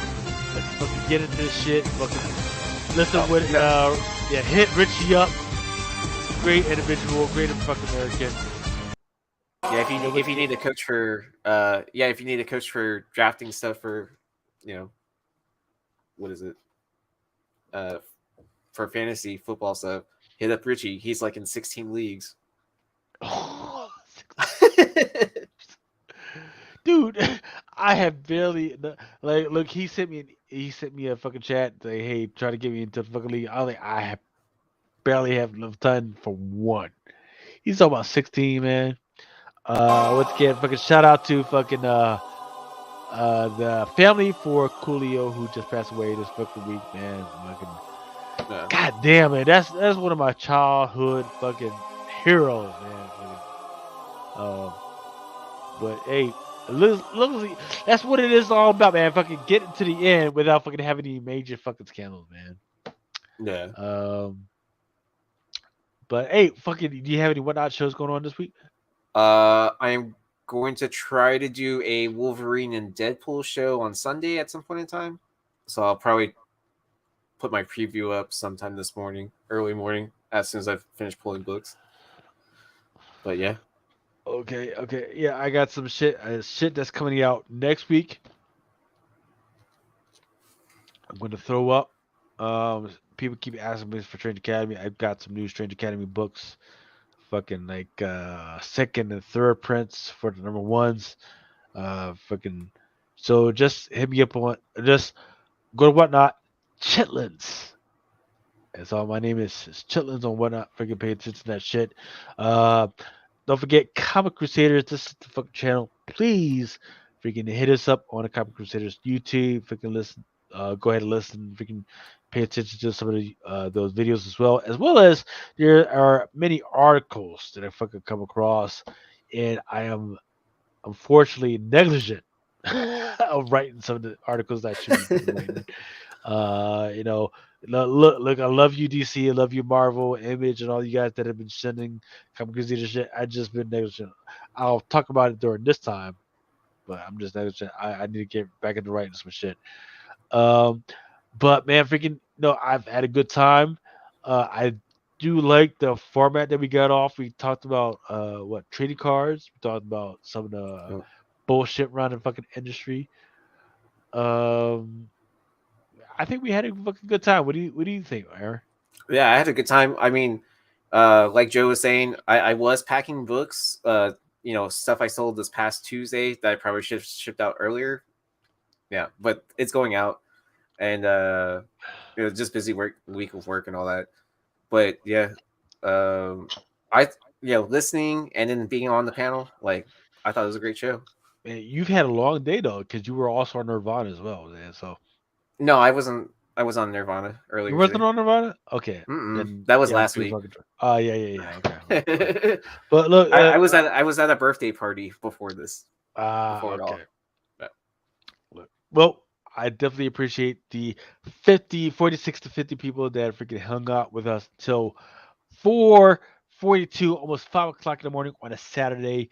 For those that have that are listening to us on the rewind, freaking God bless you guys. Hopefully you listen to us before Sunday or Monday. If you see something within previews or a DC alert or with Marvel, whatever, and you say, hey man, it should cost so much, definitely hit your LCS up. Fucking let them know, hey, I would like this book, but I don't want to pay that much. If they don't fucking fuck around, fuck with you, fuck with me, fuck with us at Drunken Chat. We will fucking try and hook you up with a better price. Um, and that's it, man. We've been having fucking fun. For those that are in the Florida area, Florida, South Carolina, Virginia area, fucking please use your head, stay dry, and freaking just know Yeah. that, Yeah, we don't want to see any Florida Man reports of people we know. bruh, fucking, I saw a video of somebody that was on the third floor of their fucking house, and they had slept in a kiddie pool, an inflatable kiddie pool in their fucking house. Oh my And they god. woke up and they were fucking floating in the shit with the fucking furniture floating around them. And then you look at them, they showed the fucking window and they showed the fucking palm tree, and the palm tree was like 40 feet tall out the fucking window, and they were just like, what the yo, unfortunately, yo, look, it's not funny, but I was stupid enough and drunk enough to fucking laugh at it. But look, um, so here's the deal. Look, if you need help, fucking absolutely fucking reach out to us at It's Drunken Chat Son, especially to Instagram. If you feel that there's a way we can fucking help you guys fucking out, that's at Florida, South Carolina, Virginia. Fucking absolutely fucking reach out to us. We will absolutely fucking out. That's what I absolutely wanted to do. I felt we fucking absolutely fucking hit those fucking marks. Uh, and I'll be absolutely more than happy and willing to. So let's close out these comments. Yeezy Lion said he was backing up Morton. Okay. He didn't say that he said he will be because he's got a show to get ready for. Can't believe there's a coach named Wink Martindale. He says Joe first says he misses the new bot. Well, I fucking closed her out. Looks like she got tired. Great show and great peeps. Deuces. People on the East Coast are happy to have internet. Yes, yes. So I can absolutely live without power, but I can't live without this fucking internet. Fucking that fucks me up. The Yeah. community always put together. Yeah, absolutely. We are here for you guys. If you know individually anybody that needs some financial help, absolutely hit me up at Chitlins on freaking whatnot or fucking Instagram. Oh, we haven't done that in a while. Like a campaign for some Kickstarters. Well, or something? yeah, Comic Crusaders. We've individually been helping people out behind the scenes, but Oh. Drunken Chat, nobody's reached out to Drunken Chat and done anything. Yeah. So it's Yeah, been a because I while. remember. Yeah, it's been a while. Because I Yeah. remember we used to do that all the time Yeah, on Drunken Chat. yeah, and people forget. Hey, if you help somebody out in the real world, just come back to the pull box, and we will give you a good, really fucking discount for your fucking comics that week. So don't be like, Right. oh man, if I help this out, I won't be able to fucking buy comics. No, that's not the way it works. You help somebody out in the real world, come back to the fucking Drunken Chat. We will fucking help you fucking buy your fucking comics. So that's not a fucking deal. So that's not a fucking issue. Yeah. That is why I'm here. That's why I'm fucking proud to fucking do this every fucking week and fucking provide you guys with this information. All right. If you guys have any questions, and once again, if you saw some of there was a lot of blanks on the cover art for this week that I didn't get to you. If you have any questions, like, hey, did you guys get the cover art for it by Saturday? Let me know, and I will see. And I will check again and try and get that shit to you. If you have any questions on, hey, did this come out? Absolutely, fucking Aaron, fucking give fucking. Hey, if you have any sales or trading card sales? The best trading card fucking or whatnot sale that I've had is through this guy right here. Yeah, I'm sure Simon will say the same thing to you as well. Like, he busted open some Bowman mega boxes with me, and then in those Mojo packs, he hit like numbered parallels, like, and then he sent them off for a PSA grading. He had a bunch of 10s and stuff like that. So I took it as a compliment too, as well, of how, like, it feels handling good cards. though, right? It feels yeah, good, yeah. though, To right? like, them, I'm doing everything right. I'm sending them off to him in the right way. Absolutely. So once again, so when I do the whatnot sale on Saturday, I'm trying to get it in by 11 o'clock. Once I get to $50, every freaking sale gets a spin on the fucking wheel for posters, comics, and trading cards.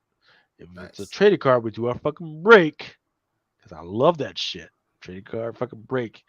Look, Yeah, you it's buy. fun. Think about it. Think about it. A car pack usually costs what, like for Depending on the box, I don't know. You can say as low as $5 and then as high as the sky's the limit. right, Let's say the sky is the limit on that. right. Because So there are boxes with one pack in it, right? right. So I'm gonna do either a Prism football, or a garbage pail. Right. So garbage pail kids is like 5 to 6. Right now the Prisms are like I Are want you to talking about say Prism football? your Prism football. What Right. are you talking hobby or are you talking retail? Blaster. It looks like it's a plat. I'm looking at it. I'm thinking it's a blaster right now. Or maybe a mega box if it's the slightly lighter ones, right? Nah, it's a smaller bot. Eh. Okay, so blasters, what those retail at?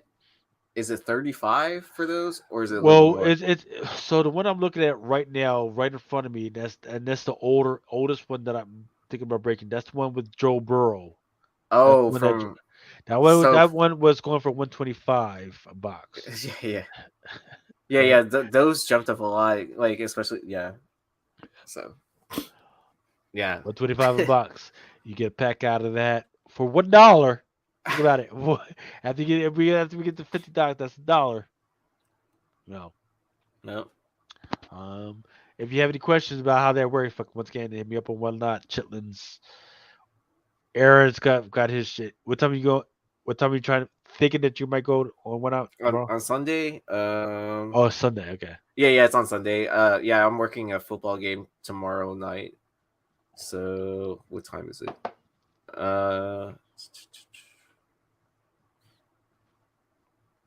I'm trying to see like when I did schedule it. I think it's at 8 p.m. Eastern on Sunday. Okay. I'm trying out different times to see like when the it's build on. sweet spot. Yeah, Sunday. Yeah. Sunday sweet spot for me is like around 12, 1-ish or something like that. But See, I used to do like super late on Sunday nights because that was like the one time I was free from everything. Like Yeah. I started like at 10:30 at night, and it you know, you get a decent following and stuff like that. But I'm just trying out different times to see, like, you know, for people to see who I am. You know. Yeah. All right. Once again, everybody, thank you to the 40 people that freaking hung out with us tonight and me freaking battling drunkenly. But again, Quintabera, the Tawny Port is out. Eggnog should be out pretty soon. You want to get it out as soon as it comes out. Are you getting that Costco? Are you getting Costco again? You're gonna buy a case, aren't you? You're not just gonna buy a few bottles. You're gonna buy like a case. Case? I forgot. We're talking about 2 cases, bitch. I forgot. It's got less until January. Yeah, because I remember when you first got it, you're like, damn, I'm already down. Like last year, you had to re-up sometime like before Thanksgiving. I bought some in October. By November, I had to freaking re-up. I was like, oh fuck, man. Yeah. And it was, and you know, as soon as it's getting closer to Christmas, the price keeps on going up there. Exactly, right? Yeah, it's like the lower the inventory, the higher the price. I don't know. Exactly. But yeah, thank you once again to everybody for getting to hung out with us tonight. If you have any questions, definitely hit up Mel. Definitely hit up me, and definitely hit up freaking Aaron or Ultra and everything, and we will try to just anyone on the panel. We're all pretty approachable. So. Yeah. And look, if we don't see you, we'll see you. Try to see you in Baltimore. Freaking out. Love y'all. Stay dry. For each man in his time to take, until he walks along the beach and sees his future in the water, along lost arms within his reach. I haven't needed a book to Sometimes men take matters into their own hands. You want answers? I think I'm entitled. You want the truth. You can't handle the truth. As you guys know, it is Drunken Chat, son.